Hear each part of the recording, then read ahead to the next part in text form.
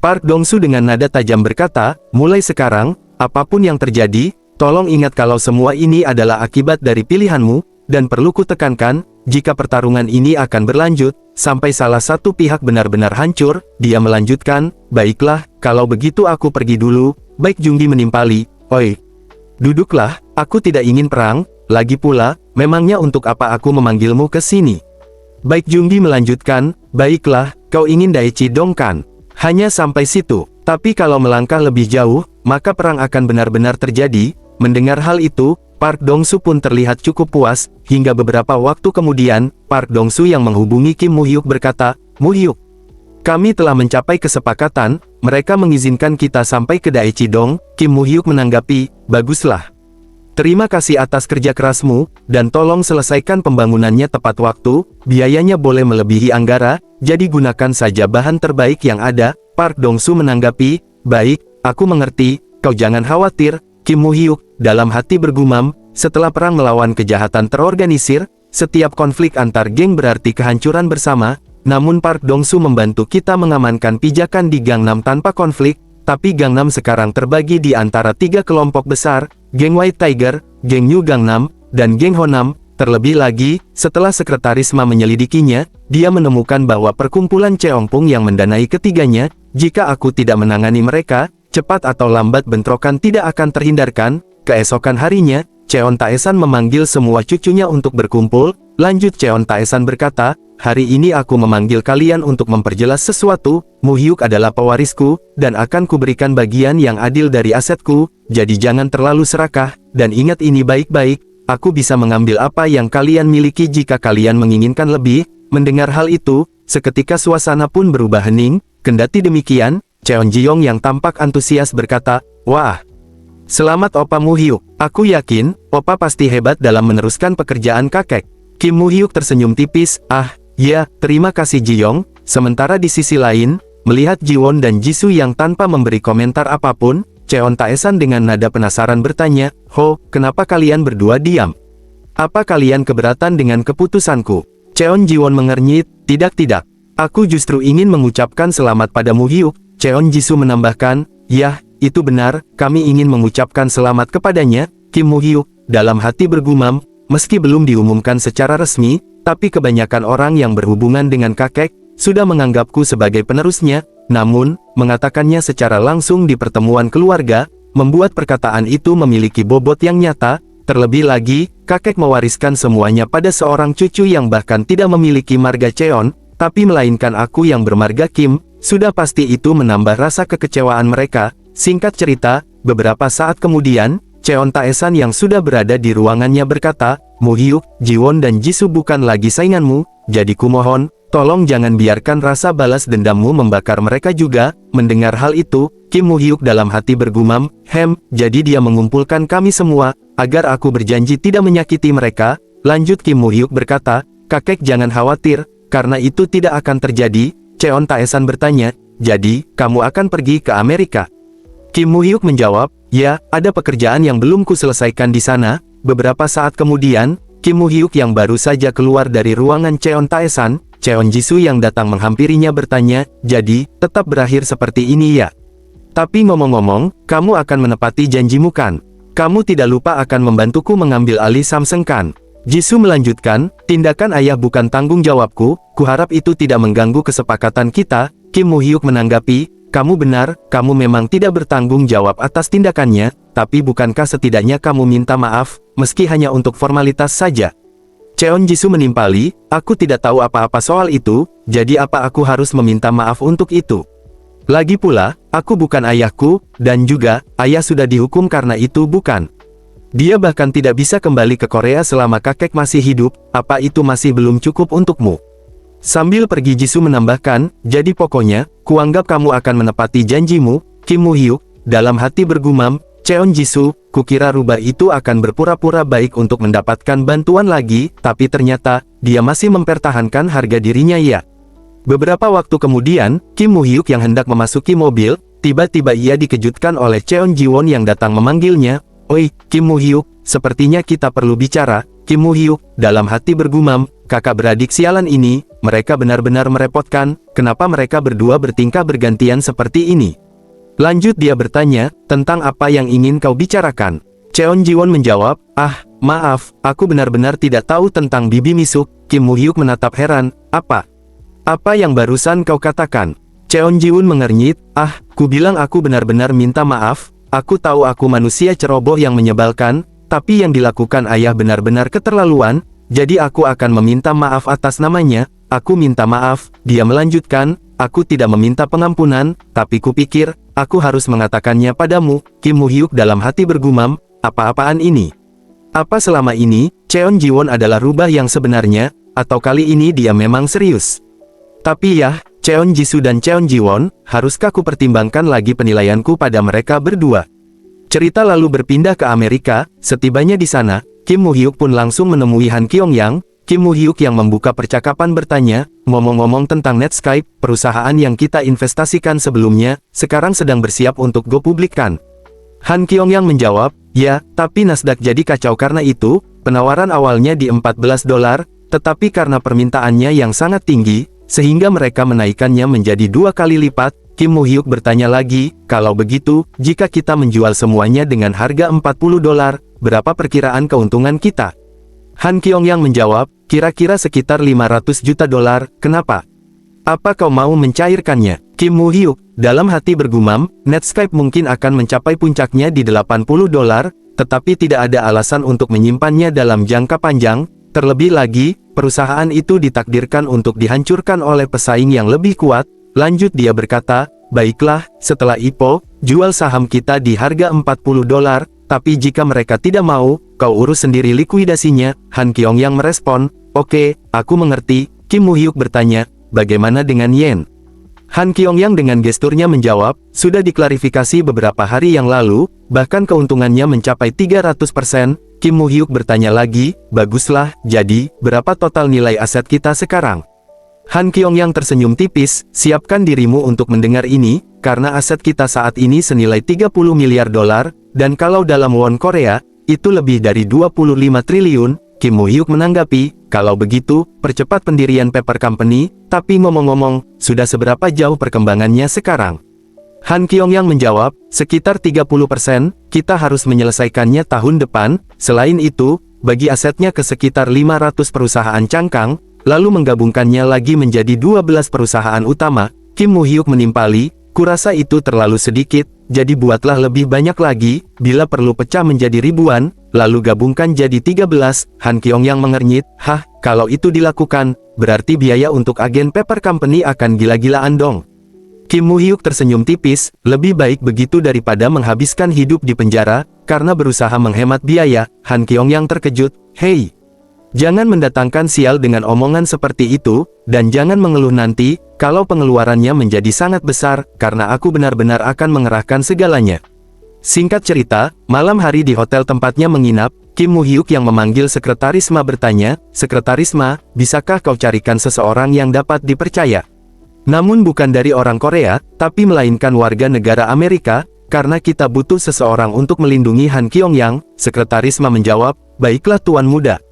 Akan kucarikan secepatnya. Kim Moo-hyuk berkata lagi, jangan khawatirkan soal uang, pastikan saja dia bisa kau percaya, seseorang yang benar-benar tidak akan mengkhianati kita, dan pergi ke Han Kyong-yang. Dalam gumamannya dia melanjutkan, aku percaya pada Han Kyong-yang, tidak, aku ingin percaya padanya, tapi aku tahu lebih baik daripada siapapun betapa menakutkannya uang. Jika monster bernama uang menguasai Han Kyong-yang, dan dia mengkhianati kepercayaanku, maka aku akan menyingkirkannya tanpa ragu. Keesokan harinya, Kim Moo-hyuk pun datang mengunjungi kantor Netscape. Di sana, Steve Bros yang menyambut kedatangannya berkata, Hoho, Moo-hyuk. Lama tidak bertemu. Kim Moo-hyuk tersenyum tipis, yah, lama kita tidak bertemu Steve, apa kabarmu baik? Steve menanggapi, tentu saja, tapi ngomong-ngomong, apa kau datang ke Amerika untuk IPO Netscape?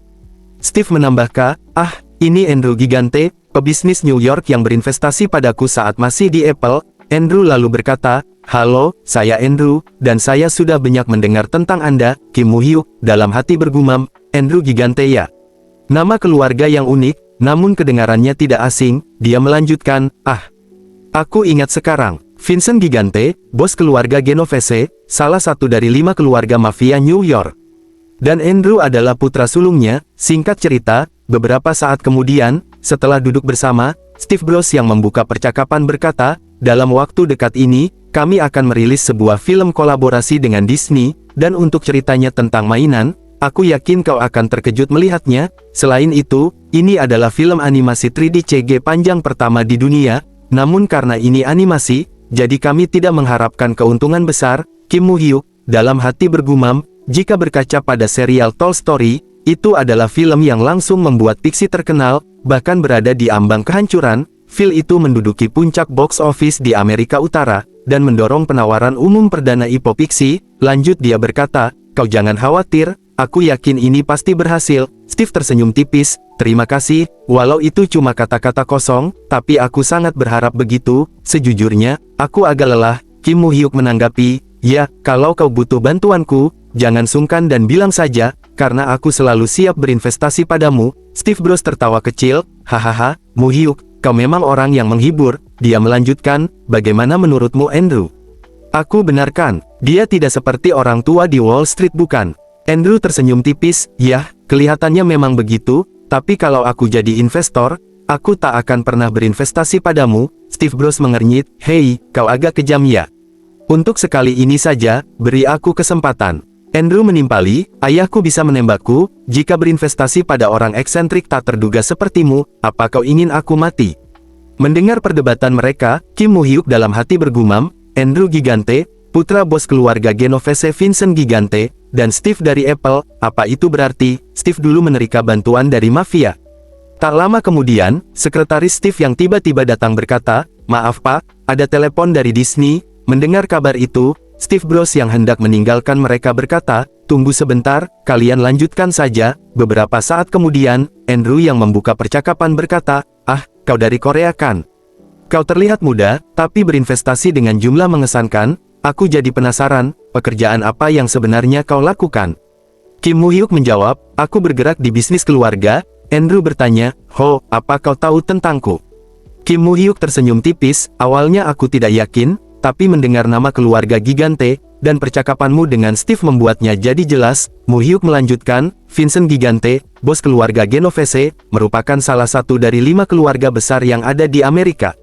Dan putra sulungnya sendiri adalah Andrew Gigante. Andrew bertanya lagi, hoho, apakah mungkin kau bergerak di bidang yang mirip dengan kami?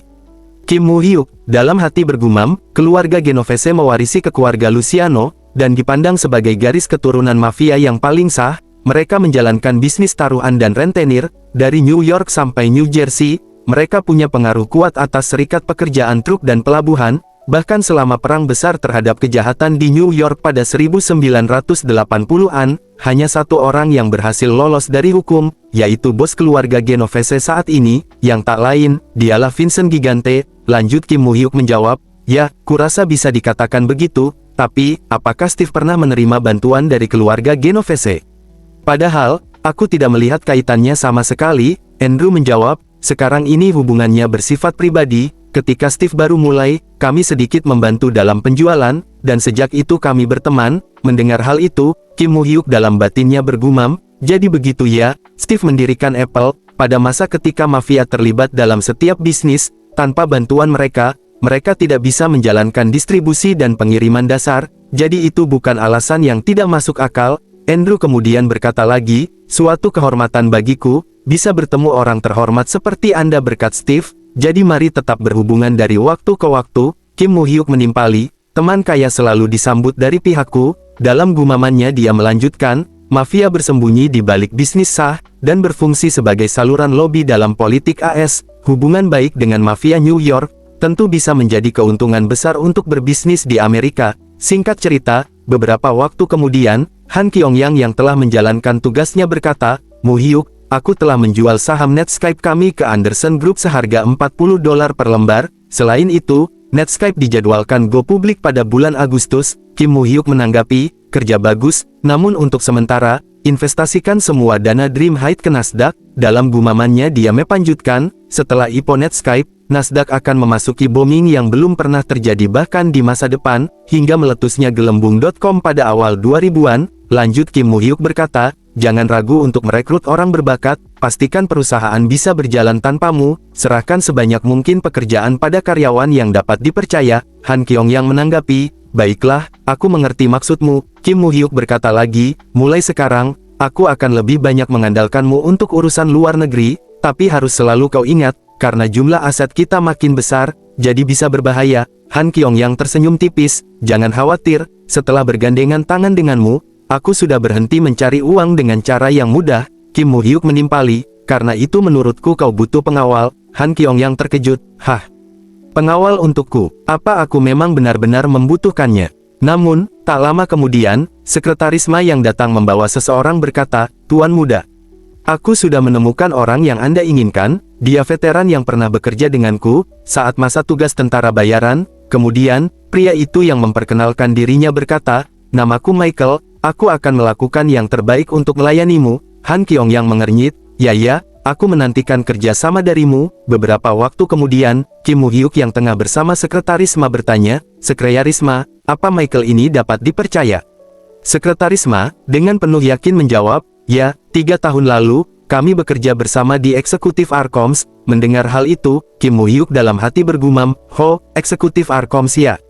Bukankah itu sebuah perusahaan militer swasta terkemuka pada masanya, bahkan ini sebelum PMC seperti Blackwater atau Barner Group dibentuk? Lanjut Kim Moo-hyuk berkata, baiklah, pastikan pengawasan dan perlindungan ketat terhadap Han Kyong-yang, bila perlu, kau bisa merekrut lebih banyak personil jika itu dibutuhkan. Sekretaris Ma menanggapi, baik tuan muda, saya mengerti. Kim Moo-hyuk bertanya lagi, Sekretaris Ma, bagaimana kalau sekaligus mendirikan perusahaan yang formal? Apakah kau kenal seseorang yang bisa kupercaya? Sekretaris Ma menjawab, saya tahu seseorang yang ahli administrasi di EO, dan kalau Anda mau, saya akan membuat proposal kepadanya. Kim Moo-hyuk menanggapi, bagus, mari kita dirikan kantor pusat di AS, dan cabang di Korea. Bagaimanapun, regulasi di Korea terlalu ketat. Sekretaris Ma sedikit menunduk, ya, saya akan melaporkan kembali setelah persiapan berjalan. Kim Moo-hyuk, dalam hati bergumam, kita tidak akan bisa menghindari kerjasama dan konflik, dengan kekuatan berbeda di luar negeri dalam waktu dekat, jadi menurutku, bukan ide yang buruk untuk mempersiapkannya sekarang, tapi pertama-tama, mari percepat pembersihan di negeri kita sendiri. Singkat cerita, Kim Moo-hyuk yang telah kembali ke Korea, saat ini ia mengunjungi Park Dong-soo di kantornya. Melihat kedatangannya, Park Dong-soo dengan nada penasaran bertanya, Moo-hyuk, kau bilang akan sibuk dan tak bisa dihubungi beberapa hari, jadi kemana saja kau pergi? Kim Moo-hyuk menjawab, aku pergi ke Amerika dan baru kembali hari ini. Park Dong-soo menanggapi, wah, kau menganggap Amerika sudah seperti kota tetangga ya? Kalau begitu, ayo kita mulai go global sekarang. Kim Moo-hyuk menimpali, kurasa ini belum saatnya. Selain itu, bagaimana situasi di Daechi-dong? Park Dong-soo menjawab, apa yang kita tahu? Kita ini cuma preman, lagi pula, Dahyun-lah yang menangani semuanya di sana. Dia melanjutkan, meskipun konstruksinya baik, tapi aku khawatir tentang konsekuensinya. Terlebih lagi, geng White Tiger bilang, mereka akan mentolerir kita sampai Daechi-dong. Tapi siapa yang tahu, geng The New Gangnam dan geng Honam, yang menguasai Gangnam, juga bertingkah aneh. Orang-orangku di lokasi konstruksi bilang, tentang adanya orang asing yang berkeliaran di sana. Kupikir itu bisa jadi geng The New Gangnam, atau mungkin saja, mereka adalah geng Honam. Kim Moo-hyuk merespon, kalau begitu, mari kita manfaatkan kesempatan ini untuk membersihkan Gangnam. Park Dong-soo terkejut, apa maksudmu? Apa yang kau katakan barusan? Kim Moo-hyuk menjelaskan, maksudku, mari kita jatuhkan ketiga geng itu sekaligus, dan klaim seluruh Gangnam untuk kita. Park Dong-soo, dengan nada ketidaksabaran menimpali, hei, apa yang kau katakan sekaligus? Kim Moo-hyuk membalas santai, ya, firasatku mengatakan, mereka akan membentuk aliansi, dan menyerang balik jika kita menyerang satu persatu. Jadi menurutku, dengan menyerang ketiganya sekaligus, itu akan memberi kita peluang keberhasilan tertinggi. Park Dong-soo mengernyit, hah, dengar ya nak, bahkan kalau kita menguasai seluruh Busan, skala di Gangnam itu sangat berbeda, jadi kalau kita yang menyerang, setidaknya kita butuh 2 kali lipat dari jumlah mereka. Tapi melihat kondisi saat ini, sudah jelas kita jauh kekurangan. Bahkan kalau kita turunkan semua orang dari Busan, itu tidak akan mencapai setengah dari yang kita butuhkan, dan meski kita entah bagaimana merebut Gangnam pun, kita tak akan mampu mengelolanya. Seperti udang menelan paus, kita malah akan menyobek mulut sendiri. Belum lagi soal polisi, mereka pasti tak akan diam saja. Setelah perang melawan kejahatan, keadaan akhirnya mulai tenang, tapi jika perang antar wilayah besar di Gangnam dilakukan, maka polisi akan jadi satu-satunya yang bergembira. Kim Moo-hyuk menimpali, aku akan urus semuanya, bawa semua orang dari Busan dan tentukan tanggalnya, setelah itu, ayo kita kuasai Gangnam sepenuhnya. Keesokan harinya, Kim Moo-hyuk pun mengadakan pertemuan dengan Kepala Jaksa Yoon Chang-ho. Hal itu ia lakukan, tak lain demi untuk melancarkan rencananya menguasai seluruh Gangnam. Dengan demikian, jika ada masalah hukum ke depannya, maka Kepala Jaksa Yoon Chang-ho lah yang akan memberi mereka perlindungan.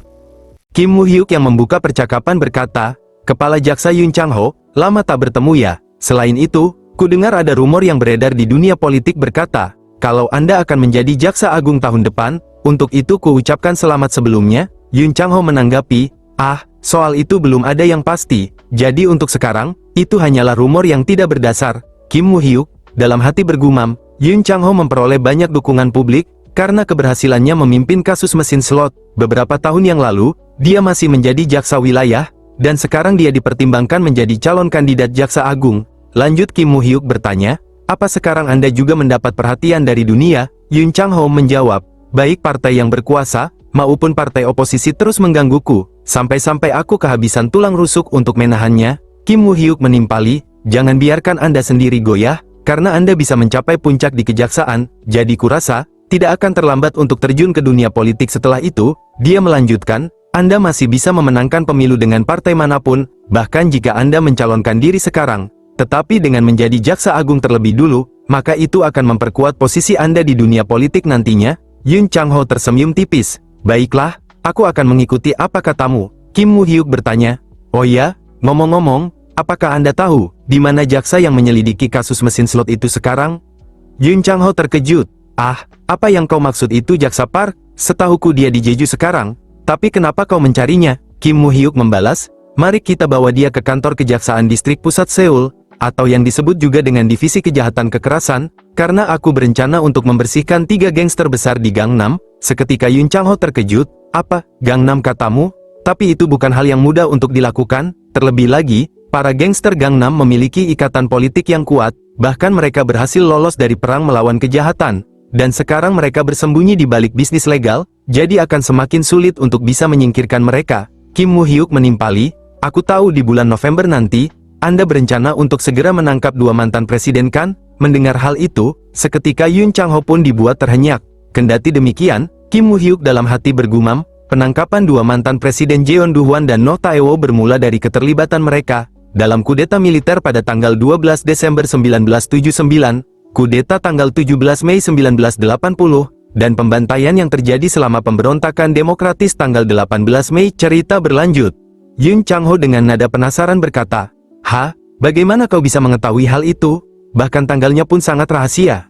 Kim Moo-hyuk menanggapi, itu tidak penting, namun aku juga tahu, setelah penangkapan mereka, para polisi akan diam untuk sementara waktu. Saat itulah Anda bisa menggunakan pasal 4 dari Undang-Undang Anti Kekerasan, untuk meringkus mereka semua. Yoon Chang-ho sejenak berpikir sebelum menanggapi, tapi kita masih kekurangan bukti, untuk bisa membuktikan bahwa mereka adalah organisasi kriminal. Bahkan dengan mengerahkan seluruh divisi kejahatan kekerasan, tetap saja mereka bukanlah preman kecil.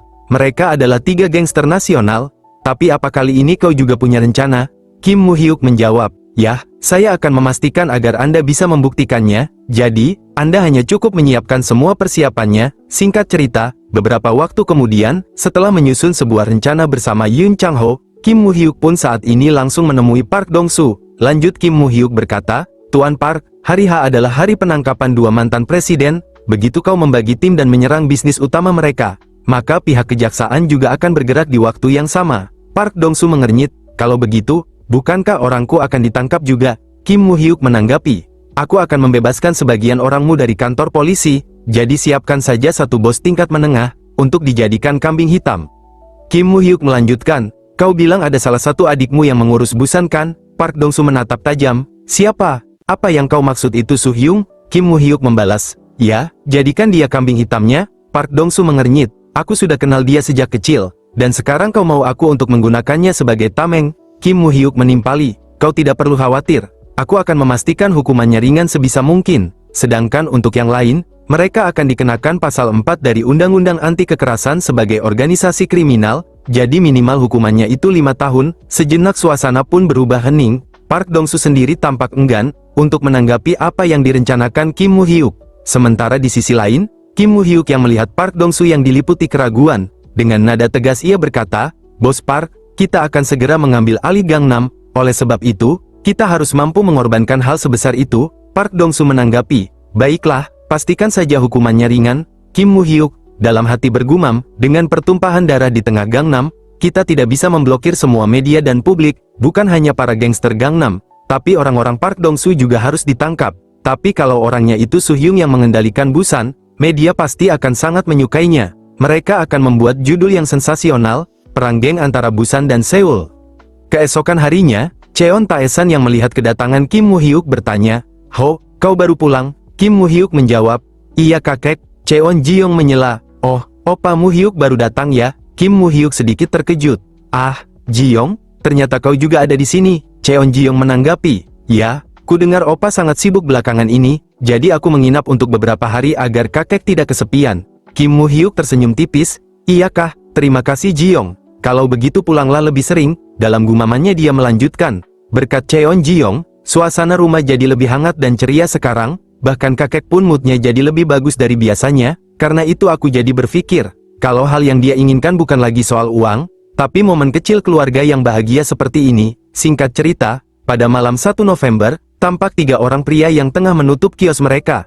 Namun, tiba-tiba mereka dikejutkan dengan kedatangan Park Dong-soo bersama anak buahnya. Tentu saja, hal itu pun membuat mereka sangat panik. Kendati demikian, tanpa basa-basi Park Dong-soo pun memberikan perintah untuk menyerang mereka. Cerita lalu berpindah dengan rumah Cheon Taesan. Di sana, Kim Moo-hyuk yang menerima panggilan dari Park Dong-soo berkata, "Halo, Kim Moo-hyuk di sini." Park Dong-soo menimpali, "Moo-hyuk, polisi sudah menangkap mereka semua." Kim Moo-hyuk menanggapi, "Kerja bagus. Biarkan Soo-hyung menyerahkan dirinya saat ku telepon. Aku sudah mengurus semuanya dengan pihak kejaksaan." Park Dong-soo merespon, "Oke, aku mengerti." Kim Moo-hyuk dalam hati bergumam, tepatnya pada 1 November, untuk pertama kalinya dalam sejarah konstitusional, kedua mantan presiden ditangkap bersama. Saat semua media dan stasiun televisi menarik perhatian publik dengan insiden itu, Park Dong-soo diam-diam menggerakkan orang-orangnya dan merebut kendali atas Gangnam. Cerita lalu berpindah ke rumah kediaman ketua perkumpulan Cheongpung. Di sana, Lee Yong-hyun yang memanggil sekretarisnya bertanya, "Dari kabar yang beredar akhir-akhir ini, katanya 2 mantan presiden telah ditangkap. Apa itu benar?" Sekretarisnya menjawab, "Yah, itu benar. Sebelumnya kami sudah menduganya, tapi tidak disangka akan secepat ini." Lee Yong-hyun berkata lagi, "Kalau begitu, kita tinggal pilih yang baru saja. Lagi pula, mereka sudah tidak berguna lagi." Sekretarinya menimpali, "Tapi Tuan, ketika itu terjadi, cucu ketua Cheon telah mengambil alih Gangnam." Lee Yong-hyun terkejut, lalu bertanya, "Apa yang 3 geng besar lakukan?" Sekretarisnya menjawab, "Dari kabar yang saya dengar, kantor kejaksaan distrik pusat menangkap mereka semua." Dia menambahkan, "Jadi Tuan, apa yang harus kita lakukan sekarang? Karena tanpa Gangnam, Azure Wind Society akan mengalami kerugian yang signifikan."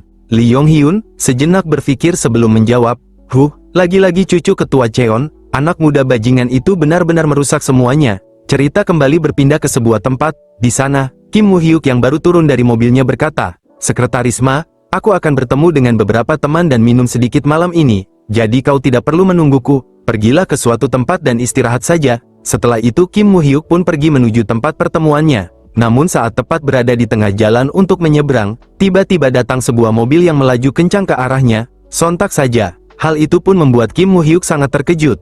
Kendati demikian, pada akhirnya kecelakaan itu pun tidak dapat ia hindari. Singkat cerita, Park Dong-soo yang mendengar kabar kecelakaan yang dialami Kim Moo-hyuk, dengan cepat ia pun mendatangi rumah sakit untuk melihat keadaannya. Setibanya di dalam kamar perawatan, ia pun melihat Kim Moo-hyuk yang sudah mulai siuman.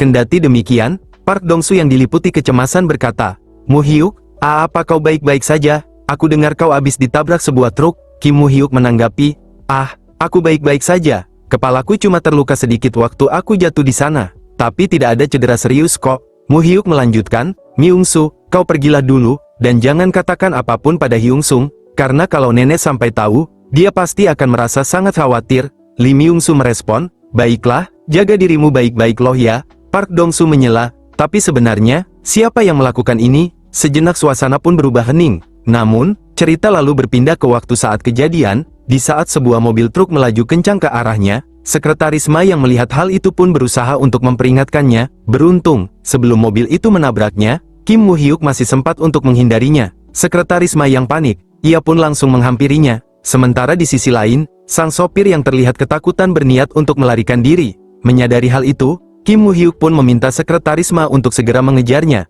hingga aksi kejar-kejaran pun tak dapat terhindarkan. Namun, di saat Sekretaris Ma tiba di sebuah gang, tanpa diduga sopir itu langsung memukulnya dari arah belakang.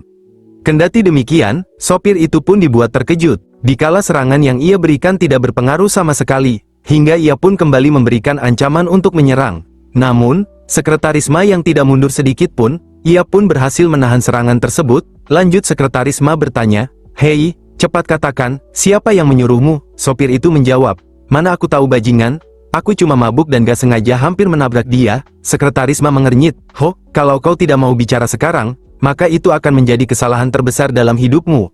Akan tetapi, sopir itu tiba-tiba mengeluarkan sebilah pisau yang ia simpan di balik pakaiannya. Dengan cepat, dia pun menghunuskan pisau itu ke arah Sekretaris Ma.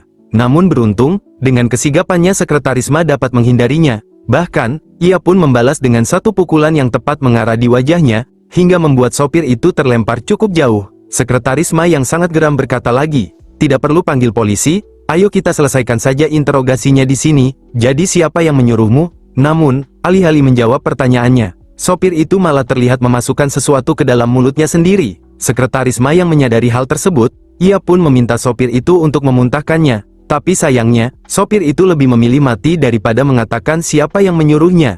Tentu saja, hal itu pun membuat Sekretaris Ma terlihat sangat kesal. Cerita kembali ke masa sekarang, di sana, Sekretaris Ma dengan penjelasannya berkata, "Menurut informasi, katanya si sopir itu cuma pekerja biasa. Namun dia tampak bahagia akhir-akhir ini, sepertinya dia telah dibayar dalam jumlah uang yang cukup besar. Tapi, kami masih belum bisa menemukan orang yang menyuruhnya melakukan itu." Sekretaris Ma sedikit menunduk, lalu melanjutkan, "Tuan muda, maafkan saya, kalau saja saya bisa menangani ini dengan lebih baik lagi, mungkin kita bisa mengetahui siapa dalang di balik ini semua." Kim Woo-hyuk menanggapi, "Tidak, ini semua bukan salahmu. Lagi pula, aku juga tidak memperkirakan mereka akan melakukan serangan ini." Park Dong-soo menimpali, "Tidak ada banyak orang di Gangnam yang bisa melakukan hal ini, dan yang mengenalmu malah lebih sedikit lagi. Aku jadi berpikir, mungkinkah yang melakukan ini adalah Azure Wind Society?" Mendengar hal itu, Kim Woo-hyuk dalam hati bergumam, "Jadi, mereka mulai menunjukkan kekuatan mereka sekarang. Tampaknya aku sudah menjadi ancaman untuk mereka ya." Cerita lalu berpindah ke rumah Cheon Tae-san. Di sana, Sekretaris Ha yang menyampaikan kabar Kim Woo-hyuk berkata, "Maaf Pak, saya mendapat informasi kalau ada seseorang yang berusaha mencelakai Tuan Muda. Untungnya beliau tidak mengalami cedera parah, dan beliau akan langsung bisa pulang dalam 2-3 hari." Cheon Tae-san menanggapi, kemungkinan alasan diserangnya Woo-hyuk di Gangnam adalah karena Gangnam adalah kunci keuangan utama bagi Azure Wind Society. Cheon Tae-san kemudian bangkit, lalu melanjutkan, "Sekretaris Ha, aku ingin jalan-jalan keluar dulu sebentar." Cerita lalu berpindah ke rumah kediaman Lee Yong-hyun, dan saat ini, ia tengah kedatangan Cheon Tae-san yang datang mengunjunginya. Lanjut Lee Yong-hyun berkata, "Hoho, Chairman Cheon, lama tak jumpa, ternyata kau sudah bertambah tua ya." Cheon Tae-san membalas, "Yah, sepertinya kau juga sama Yong-hyun. Padahal, saat kita pertama kali bertemu, umur kita masih 20-an kan?" Lee Yong-hyun menanggapi, "Benar, tepatnya itu sebelum hari kemerdekaan, dan kita yang dulu itu tidak mengenal rasa takut." Cheon Tae-san tersenyum tipis, "Yah, kita hidup seperti kita akan meninggal besok, tapi untungnya, kita masih bisa hidup sampai sekarang." Lee Yong-hyun tertawa kecil, "Hahaha, kau benar, tapi selain itu, kenapa kau datang ke sini?" Dia melanjutkan, "Bukankah kau sudah bilang, kalau kau tidak akan kembali lagi ke tempat ini, ataupun berbisnis lagi denganku untuk selamanya?" Mendengar hal itu, seketika Cheon Tae-san pun tertegun. Matanya menatap kosong, tak ada satu patah kata pun yang terucap dari bibirnya. Sementara di sisi lain, Lee Yong-hyun yang melihat hal itu berkata lagi, "Hei, kenapa kau malah diam saja? Aku yakin ada banyak hal yang ingin kau katakan. Bukankah itu alasanmu datang kemari?" Cheon Tae-san menatap tajam, lalu berkata, "Apapun yang sedang kau rencanakan sekarang, aku ingin kau untuk menghentikan semuanya." Lee Yong-hyun bertanya, "Apa yang kau bicarakan? Kau ingin aku menghentikan apa?" Cheon Tae-san menjawab, "Apapun yang ingin kau lakukan terhadap cucuku. Kalau kau ingin mencelakakan cucuku, maka kau akan melawanku juga." Lee Yong-hyun menimpali, "Aku tidak tahu apa yang kau bicarakan." Cheon Tae-san mengernyit, dengar ini baik-baik, kalau ada sesuatu yang terjadi pada Mu Hyuk, sebaiknya Azure Wind Society bersiap untuk berperang denganku. Dia melanjutkan, tidak seperti saat putriku, Misuk meninggal 20 tahun lalu dan aku tidak berbuat apapun. Tapi sekarang, aku tidak akan tinggal diam, dan aku bersumpah, aku akan menghancurkanmu bersama dengan Azure Wind Society. Lee Yong-hyun menimpali, benar, akulah yang membunuh putrimu, putramulah yang membocorkan keberadaan adiknya yang memutus hubungan dengan ayahnya. Sebagai gantinya, kami melindungi putramu itu, dan meskipun dirimu, Cheon Taesan, sang Raja Rentenir, telah memutus hubungan dengan kami, anakmu masih saja menawarkan diri untuk bergabung dengan kami, jadi mana mungkin kami bisa menolaknya. Lalu sekarang, kau ingin bertarung sampai mati denganku? Kalau kau mau, kau bisa saja melakukannya waktu aku membunuh putrimu. Tapi kau tidak melakukan apapun, hanya demi melindungi anak-anakmu yang tersisa, demi melindungi mereka yang mengkhianatimu dan menjual adik mereka sendiri. Mendengar hal itu, seketika membuat Cheon Taesan sangat geram. Kendati demikian, ia pun berusaha untuk tetap menahan diri. Sementara di sisi lain, Lee Yong-hyun yang mengungkapkan rencananya berkata lagi, benar, aku berencana untuk membunuh Mu Hyuk setelah kau mati nanti. Tapi belakangan ini, dia selalu saja bertingkah, seperti lalat yang selalu mengelilingiku dan membuatku kesal. Kalau tidak alasan bagiku untuk mengampuni nyawanya, bukankah akan lebih baik kalau aku membunuhnya saja? Cheon Taesan menimpali, aku sudah kehilangan segalanya. Aku bahkan sudah merelakan anak-anakku, dan juga cucuku yang lain. Yang aku miliki sekarang hanyalah Mu Hyuk. Dan kalau aku tidak punya sesuatu yang bisa aku lindungi lagi, apalagi yang bisa aku takutkan nantinya, dia melanjutkan, katamu kau tidak punya alasan untuk mengampuni nyawanya kan? Jadi baiklah, coba saja, silakan kau uji kesabaranku, tapi aku akan bersumpah, mungkin aku tidak bisa menghancurkan Azure Wind Society seutuhnya, tapi setidaknya, aku masih bisa merobek dan memotong tangan bersama dengan kakimu, lalu memakannya dengan tanganku sendiri. Lee Yong-hyun tertawa puas, hahaha, sudah lama sejak aku melihat sahabatku, Sang Cheon Taesan yang hebat itu, jadi bersemangat seperti ini, ternyata kau masih punya semangat hidup. Dia melanjutkan, baiklah, selama kau masih bernafas, aku akan membiarkanmu menikmati tingkah cucumu yang lucu itu. Tapi, kalau dia sampai melampaui batas, aku tidak bisa menjamin nyawanya, dan juga, tidak sepertimu, aku tidak perlu mengorbankan apapun untuk menyeretmu masuk ke neraka.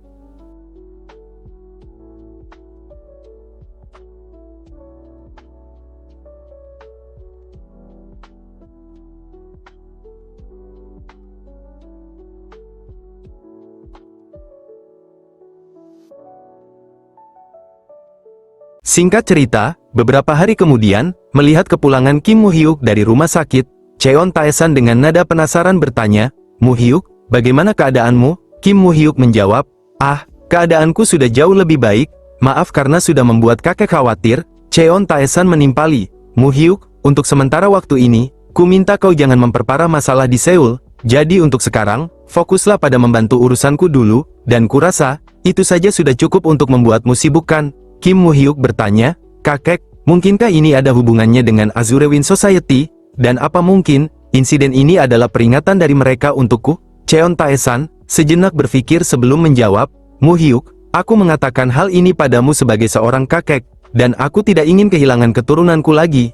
Kim Mu Hyuk menyela, aku paham, kakek tidak perlu menjelaskannya lagi, dan akan kupastikan, kakek tidak akan merasa khawatir lagi. Cheon Taesan menanggapi, terima kasih cucuku, karena kau sudah mau memahami kakek. Kim Mu Hyuk, dalam hati bergumam, sudah kuduga, pelakunya adalah Azure Wind Society, mereka berusaha untuk membunuhku. Cerita lalu berpindah ke sebuah kafe, di sana, Park Dong-soo yang menyambut kedatangan Kim Mu Hyuk berkata, Mu Hyuk, selamat karena kau sudah keluar dari rumah sakit, tapi ngomong-ngomong, tubuhmu itu cepat banget ya sembuhnya, padahal aku saja, masih bisa ngerasain perihnya pisau yang menusuk badanku beberapa tahun lalu loh. Kim Mu Hyuk menanggapi, Kak Dong-soo, kau juga telah bekerja keras, demi untuk mengambil alih Gangnam dan yang lainnya juga. Park Dong-soo membalas, apa maksudmu, kaulah yang menyiapkan semuanya, lalu memberikannya padaku. Lagi pula, cuma orang idiot yang tidak bisa melakukan semua ini dengan benar. Kim Mu Hyuk bertanya, oh ya, soal Yongdeungpo dan Gangnam, kau sudah mengambil kendali atas dua distrik utama Seoul kan?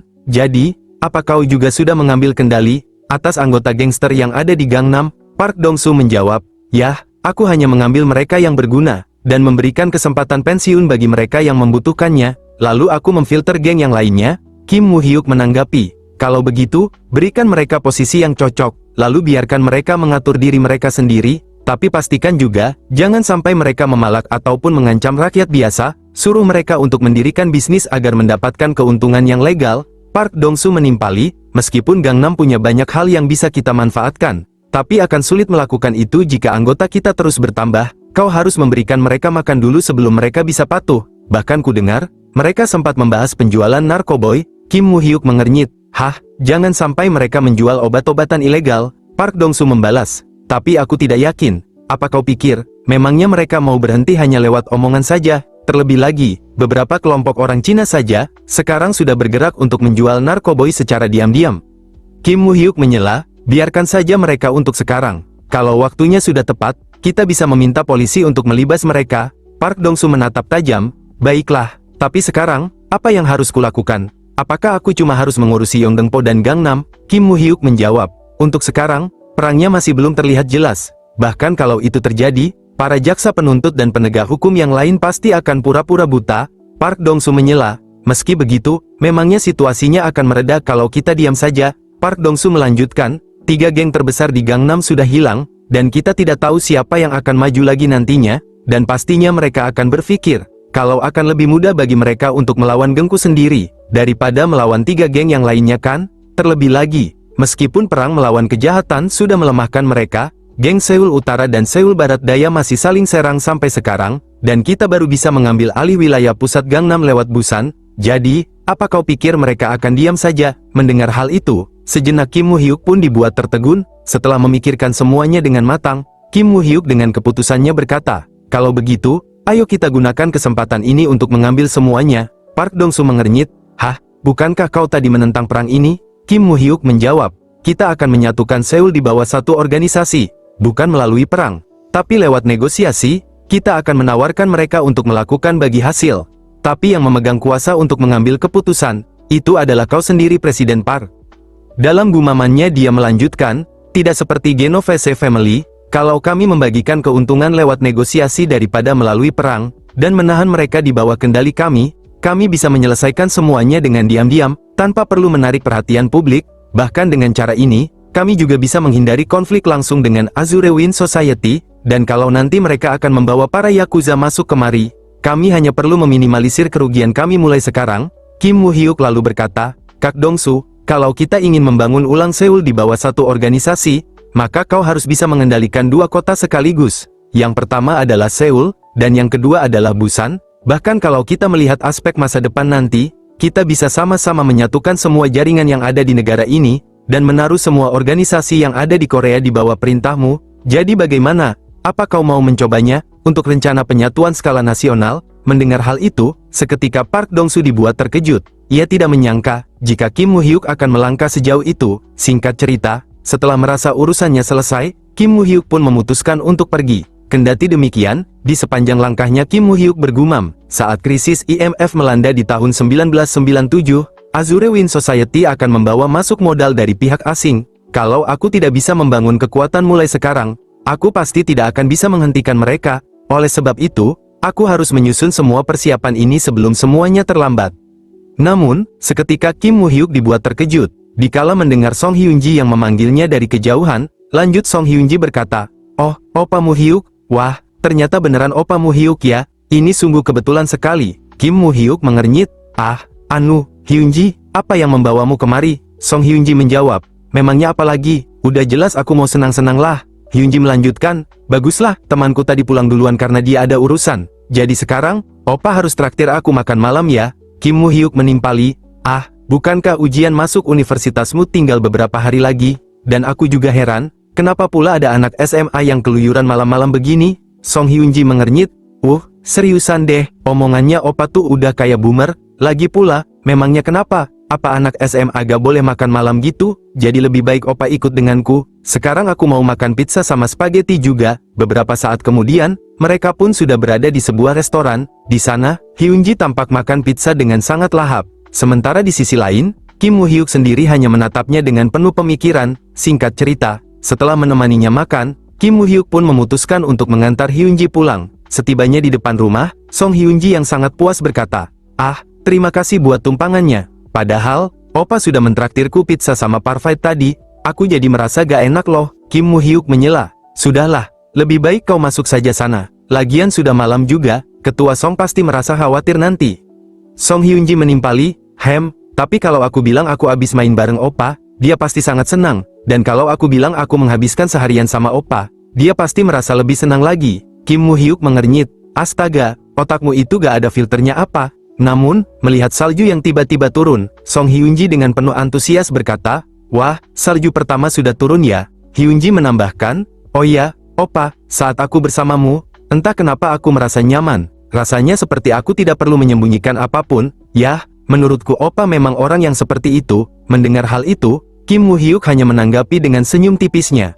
Akan tetapi, seketika ia pun terkejut, dikala Song Hyunji yang tiba-tiba mencium pipinya. Setelah itu, sebelum masuk Song Hyunji berkata, Opa, ayo kita ketemu lagi abis ujianku selesai, dan nanti, biar aku saja yang traktir. Kim Moo-hyuk menanggapi, yah, kita lihat saja nanti. Setelah di dalam mobil, Sekretaris Ma bertanya, Tuan Muda, haruskah kita pulang sekarang? Kim Moo-hyuk menimpali, katamu ada mobil yang sedang membuntuti kita sejak beberapa waktu lalu kan? Apa mereka membuntuti kita lagi hari ini? Sekretaris Ma menjawab, setelah kami pergi, mereka membuntuti kita lagi. Tapi saat kami berusaha untuk mengikuti jejak mereka dengan mobil lain, mereka tiba-tiba menghilang. Kim Moo-hyuk dalam hati bergumam, setelah kepulanganku dari rumah sakit, Sekretaris Ma telah menaruh supir khusus demi keamananku sendiri. Dan saat aku pergi keluar, para mobil penjaga selalu berbaris untuk melindungiku dari depan dan belakang. Lanjut Kim Moo-hyuk berkata, kalau mereka hanya menyakitiku, aku bisa menanganinya. Tapi aku tidak mau ada orang lain yang terluka karena diriku.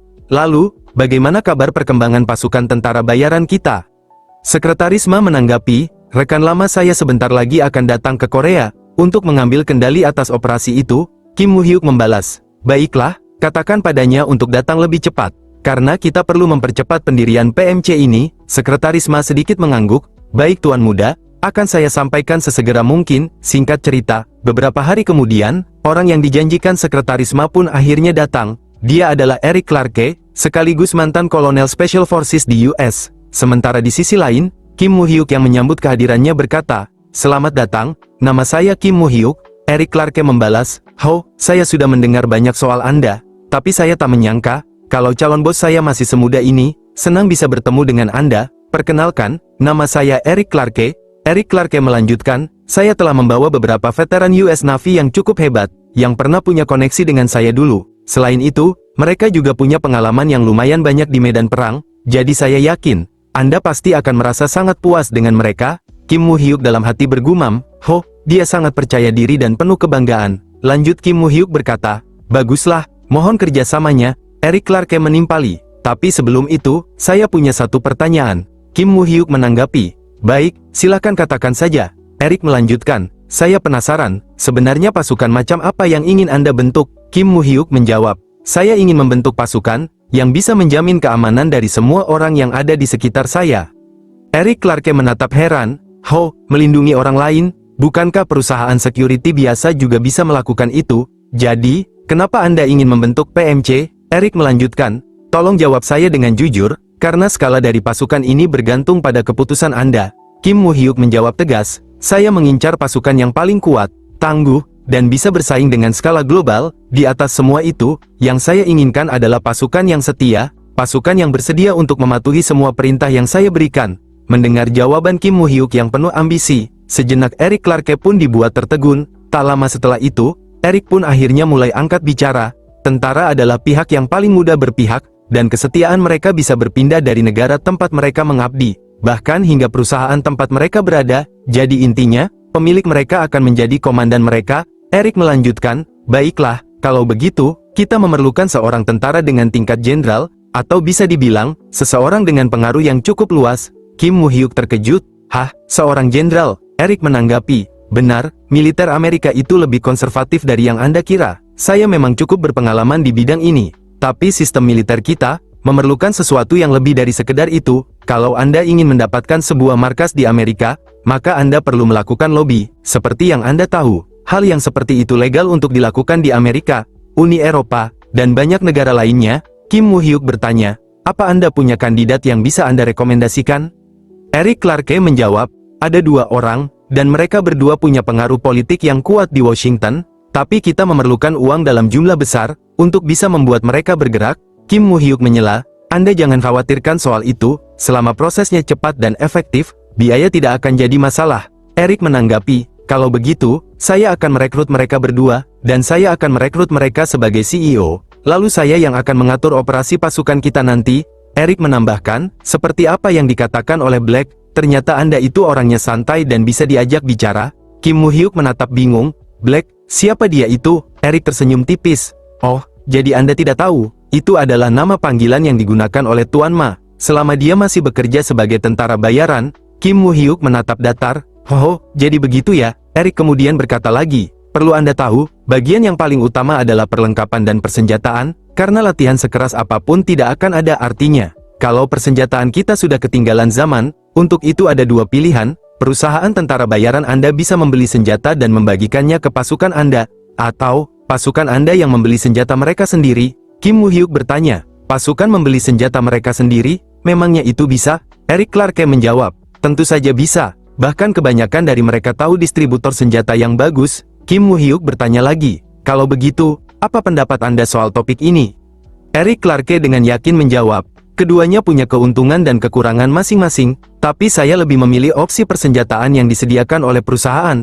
Meskipun itu harus memotong gaji pasukan kita nantinya, Kim Moo-hyuk menanggapi, baiklah, kita lakukan saja dengan pilihan itu. Erik menimpali, tapi perlu Anda ketahui, pendirian PMC ini akan memakan modal banyak. Namun semakin besar investasi yang Anda lakukan, maka semakin kuat juga kesetiaan mereka, dan dengan persenjataan yang kuat, artinya kesempatan bagi mereka untuk bertahan bisa lebih tinggi. Tapi saya yakin, Anda pasti paham betul akan hal itu.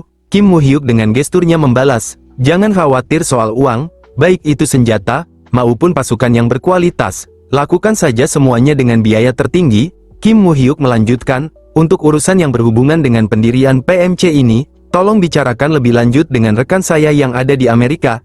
Erik menanggapi, siap bos, senang bisa bekerja sama dengan Anda. Cerita lalu berpindah ke dalam mobil. Di sana, Kim Moo-hyuk dengan instruksinya berkata, Sekretaris Ma, tolong hubungi Han Kyong-yung di Amerika, dan hubungkan dia dengan Erik, karena kita perlu dana banyak untuk mendirikan PMC ini. Sekretaris Ma sedikit mengangguk. Baik Tuan Muda, kendati demikian, Kim Moo-hyuk dalam hati bergumam, aku penasaran, apakah persiapan paper company kami di sana sudah selesai? Dan sepertinya mulai tahun depan, aku akan jadi jauh lebih sibuk lagi. Pekerjaan sudah pasti akan bertambah. Tapi aku malah kekurangan orang. Kalau begitu, sepertinya aku perlu orang yang bisa aku percaya lagi. Cerita lalu berpindah ke Busan. Di sana, terlihat Park Hyung-soo yang sedang berolahraga. Setelah kejadian yang menimpanya di tempat latihan taekwondo, ia berusaha melatih kembali kakinya untuk pemulihan. Namun, di saat sedang beristirahat sejenak, dari kejauhan, ia melihat kehadiran Kim Moo-hyuk yang memanggilnya. Singkat cerita, mereka pun akhirnya tiba di sebuah restoran. Di sana, Kim Moo-hyuk yang membuka percakapan berkata, Hyung-soo, kakimu tampaknya sudah benar-benar sembuh ya? Park Hyung-soo menanggapi, ya, begitulah, aku memang bukan atlet profesional. Tapi aku terus berlatih supaya tubuhku tetap fit. Hyung-soo menambahkan, oh ya, apa kau baik-baik saja setelah kecelakaan itu? Kim Moo-hyuk menjawab, seperti yang kau lihat, aku baik-baik saja kok. Toh aku cuma jatuh aja. Kim Moo-hyuk lalu bertanya, ngomong-ngomong, bagaimana dengan sekolahmu? Park Hyung-soo menjawab, aku masih sekolah, tapi sepertinya belajar itu tidak cocok denganku. Oleh sebab itu, aku berencana pergi ke Busan untuk membantu restoran ibuku. Kim Moo-hyuk bertanya lagi, Hyung-soo, bagaimana kalau kau membantu bisnisku saja? Seketika Park Hyung-soo terkejut, membantu bisnismu? Kim Moo-hyuk membalas, ya, akhir-akhir ini aku terlalu banyak pekerjaan, tapi aku kekurangan orang yang bisa kupercaya, dan aku rasa, aku bisa percaya padamu. Park Hyung-soo bertanya, apa bisnis yang kau maksud itu perusahaan rentenir? Kim Moo-hyuk menjawab, benar, aku perlu orang yang bisa membantuku mengurus kantor pinjamanku yang ada di Myeongdong, dan karena pekerjaan ini ada hubungannya dengan uang, jadi aku perlu orang yang bisa aku percayai. Tapi kalau kau tidak bersedia tidak masalah, aku tidak akan menekanmu. Park Hyung-soo menyela, tidak, tunggu, aku bersedia. Kim Moo-hyuk menatap heran, hah, apa kau benar-benar serius? Park Hyung-soo tersenyum tipis, ya, maksudku, tentu saja aku mau membantu bisnismu. Jadi, apa yang harus aku lakukan? Kau tinggal katakan saja. Mendengar Park Hyung-soo yang penuh semangat, Kim Moo-hyuk pun terlihat sangat senang. Ia pun tidak menyangka, jika sahabatnya itu akan langsung menerima tawarannya. Cerita lalu berpindah ke dalam mobil. Di sana Kim Moo-hyuk berkata, Hyung-soo, meskipun kau hanya akan menangani pekerjaan lapangan, kau juga harus memahami arus keluar masuknya uang dan ledger. Jadi langkah pertamamu untuk memasuki pasar Myeongdong adalah belajar untuk membaca ledger. Dalam gumamannya Kim Woo-hyuk melanjutkan, aku akan mempercayakan dia pada Kim Ho-sik, tapi mengurus kantor pinjaman hanyalah langkah awal. Terlebih lagi, dia dan aku punya banyak hal yang harus dikerjakan. Selain itu, waktu datangnya tahun 1997 sangatlah penting, dan satu kesalahan saja, maka itu bisa menghancurkan semua rencanaku. Kim Woo-hyuk menambahkan, di tahun 1996, Korea bergabung dengan Organization for Economic Cooperation and Development, dan memasuki ranah negara maju, tapi politik kami mengalami kemunduran, dan perekonomian kami mengalami defisit terburuk dalam sejarah. Ditambah lagi, ada banyak usaha kecil yang bangkrut, tapi entah bagaimana, pihak masyarakat tidak merasakan dampak krisisnya. Cerita lalu berpindah dengan kediaman Cheon Tae-san. Di sana, seorang pria yang tengah berlutut berkata, "Chairman Cheon, saya mohon, tolong bantu saya kali ini saja. Hanya Anda satu-satunya orang yang bisa membantu saya. Bahkan bank saja sudah tidak mau memberikan pinjaman." Pria itu melanjutkan, "Saya berencana untuk merilis 45 juta won dalam bentuk obligasi konversi di bulan Januari ini, jadi tolong beli saja mereka." Cheon Tae-san mendengus kecil, "Cih, kau harusnya tetap berada di posisimu saja. Kenapa pula kau mengincar pasar baja? Kau bahkan tidak bisa menemukan pabrik baja, jadi kau menjual obligasi, catatan, dan bahkan perusahaan afiliasimu. Padahal pihak bank sudah memundurkan waktu pembayaran hutangmu, mereka bahkan memberimu dana darurat juga, dan sekarang semua itu juga ikut hilang." Pria itu mengernyit, "Tolong bantu saya kali ini saja, dan demi masa lalu kita dulu, saya tidak akan melupakannya seumur hidup saya." Cheon Tae-san menimpali, "Perusahaanmu bukan lagi menjadi urusanku, dan juga, aku akan berbicara dengan Woo-hyuk dulu sebelum memberikan jawaban." Pria itu menyela, "Tuan Chairman, saya mohon bantuan Anda." Cheon Tae-san mengernyit, "Aku bilang aku sudah paham, sekarang pergilah. Aku akan menghubungimu lagi secepat mungkin." Beberapa saat kemudian, Cheon Tae-san yang memanggil Sekretaris H bertanya, "Kalau Woo-hyuk tahu, dia pasti tidak akan membantunya kan?" Sekretaris H menjawab, "Yah, kemungkinan besar tidak." Cheon Tae-san berkata lagi, "Jika dipikir-pikir, semua yang diprediksi oleh Woo-hyuk beberapa tahun lalu akhirnya terjadi." Beberapa tahun lalu ia sempat berkata, "Kalau sebentar lagi, ada banyak CEO yang akan berlutut di hadapanku, dan mereka akan memohon untuk meminta uang dariku." Dan sekarang, ucapannya itu telah menjadi kenyataan. Tapi ya, sepertinya aku bisa melihat sebuah pertunjukan yang menyenangkan sebelum aku meninggal nanti.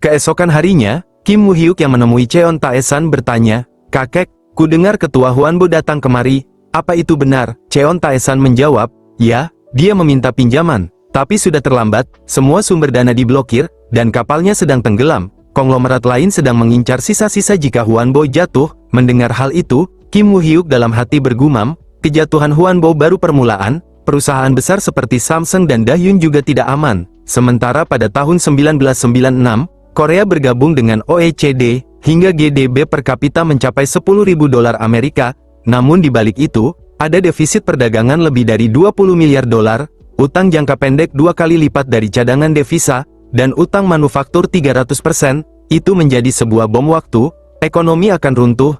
Inilah harga dari 4 dekade pertumbuhan yang tidak terkendali. Tapi bagaimanapun, keruntuhan itu sudah ada di depan mata. Tahun baru 1997 pun akhirnya dimulai, dan peristiwa terjadi seperti yang diharapkan. Cerita berlanjut, di sebuah acara pemberitaan televisi, seorang pembawa acara mengabarkan, berada di peringkat ke-14, Hwanbo gagal menutup surat berharga senilai 200 miliar won, dan kini perusahaan Hwanbo menghadapi krisis kebangkrutan. Mereka bahkan mengganti jajaran direksi dan masuk ke mode darurat. Tidak hanya itu, mereka juga mencoba menjual properti senilai 300 miliar won. Akan tetapi, tidak ada pembeli untuk transaksi berskala sebesar itu.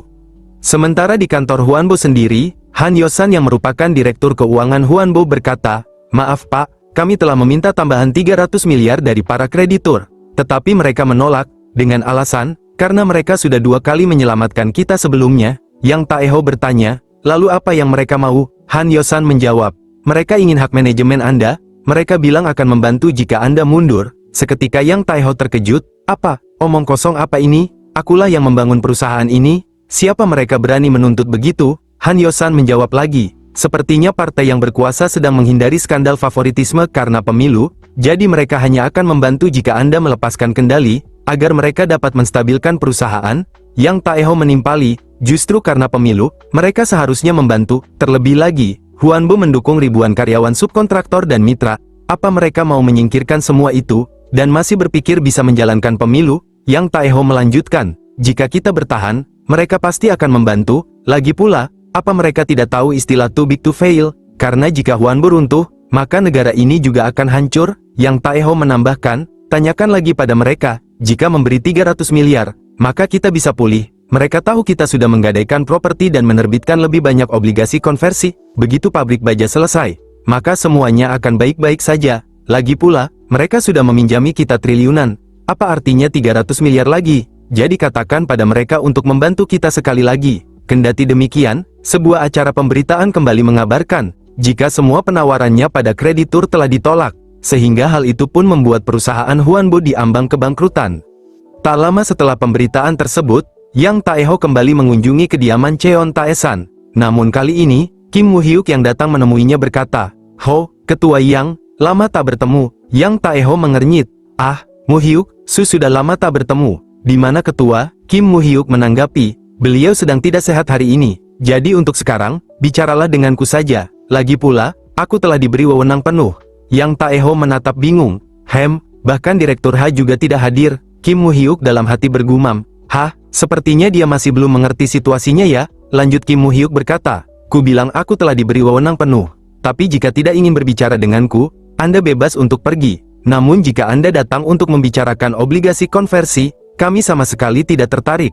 Lagi pula, saham Huanbo sekarang tidak lebih berharga dari kertas bekas." Yang Taeho menimpali, "Ke kertas bekas katamu? Kau tahu apa yang kau katakan?" Kim Woo-hyuk membalas tenang, "Saya tahu negosiasi dengan para kreditur sudah gagal. Karena itulah, apa Anda bahkan punya uang untuk membayar surat utang 5 miliar won yang jatuh tempo 3 hari lagi?" Dalam gumamannya Kim Woo-hyuk melanjutkan, "Grup Huanbo, peringkat 14, gagal membayar surat utang 5 miliar won di Huanbo Steel, dan menandatangani perjanjian penyerahan saham, yang berujung pada kebangkrutan final Huanbo. Tapi 5 miliar itu hanya permulaan, karena utang Huanbo Steel yang melebihi 5 miliar won, kini telah menjadi 1000 kali lipatnya."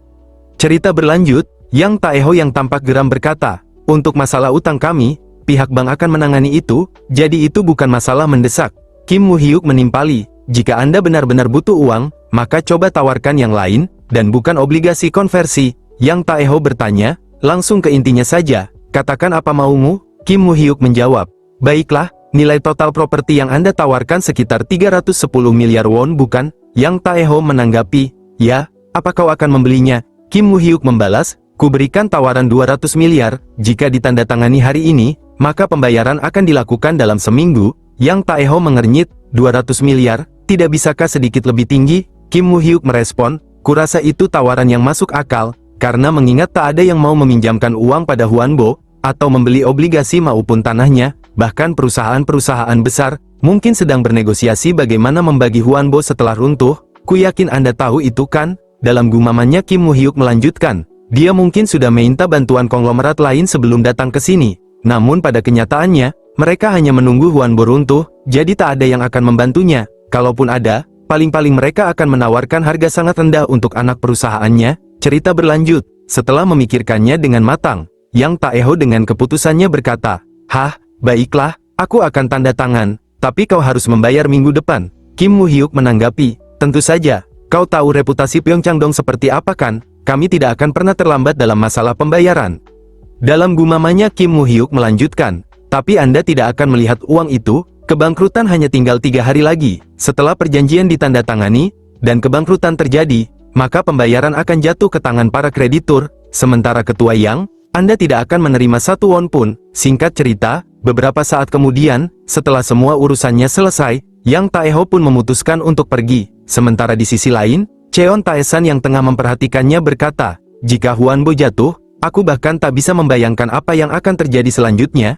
Bank-bank pasti akan terkena dampak besar." Kim Woo-hyuk menyela, "Kebangkrutan akan merembet, mulai dari perusahaan, bank, pemerintah, dan bahkan individu." Cheon Taesan menanggapi, "Yah, oleh sebab itu, kurasa ini akan menjadi bencana." Kim Woo-hyuk dalam batinnya bergumam, "Gelombang besar akan datang di akhir tahun, tapi belum ada yang menyadarinya." Kim Woo-hyuk melanjutkan, 3 hari kemudian, tepatnya pada tanggal 23 Januari, Huanbo Steel gagal menutup surat berharga senilai 5 miliar won. Lalu pada tanggal 25 Januari seluruh grup Huanbo dinyatakan bangkrut. Saat raksasa itu jatuh, para hina mulai berdatangan. Cerita berpindah ke sebuah ruangan, karena adanya kabar kebangkrutan Huanbo. Saat ini para konglomerat di Korea pun, dengan cepat mengadakan sebuah rapat untuk membahas hal terkait. Di antaranya yang menghadiri rapat tersebut adalah Ketua Kehormatan Grup Dahyun, peringkat ke-1, Song Yong-jo, Ketua Grup Samsung, peringkat kedua, Seo Yong-jin, lalu Ketua Grup Jungwoo, peringkat ke-4, Park Dae-ho. Sementara itu, Seo Yong-jin yang membuka pembicaraan bertanya, "Ketua Song, apa yang membawa Anda ke sini?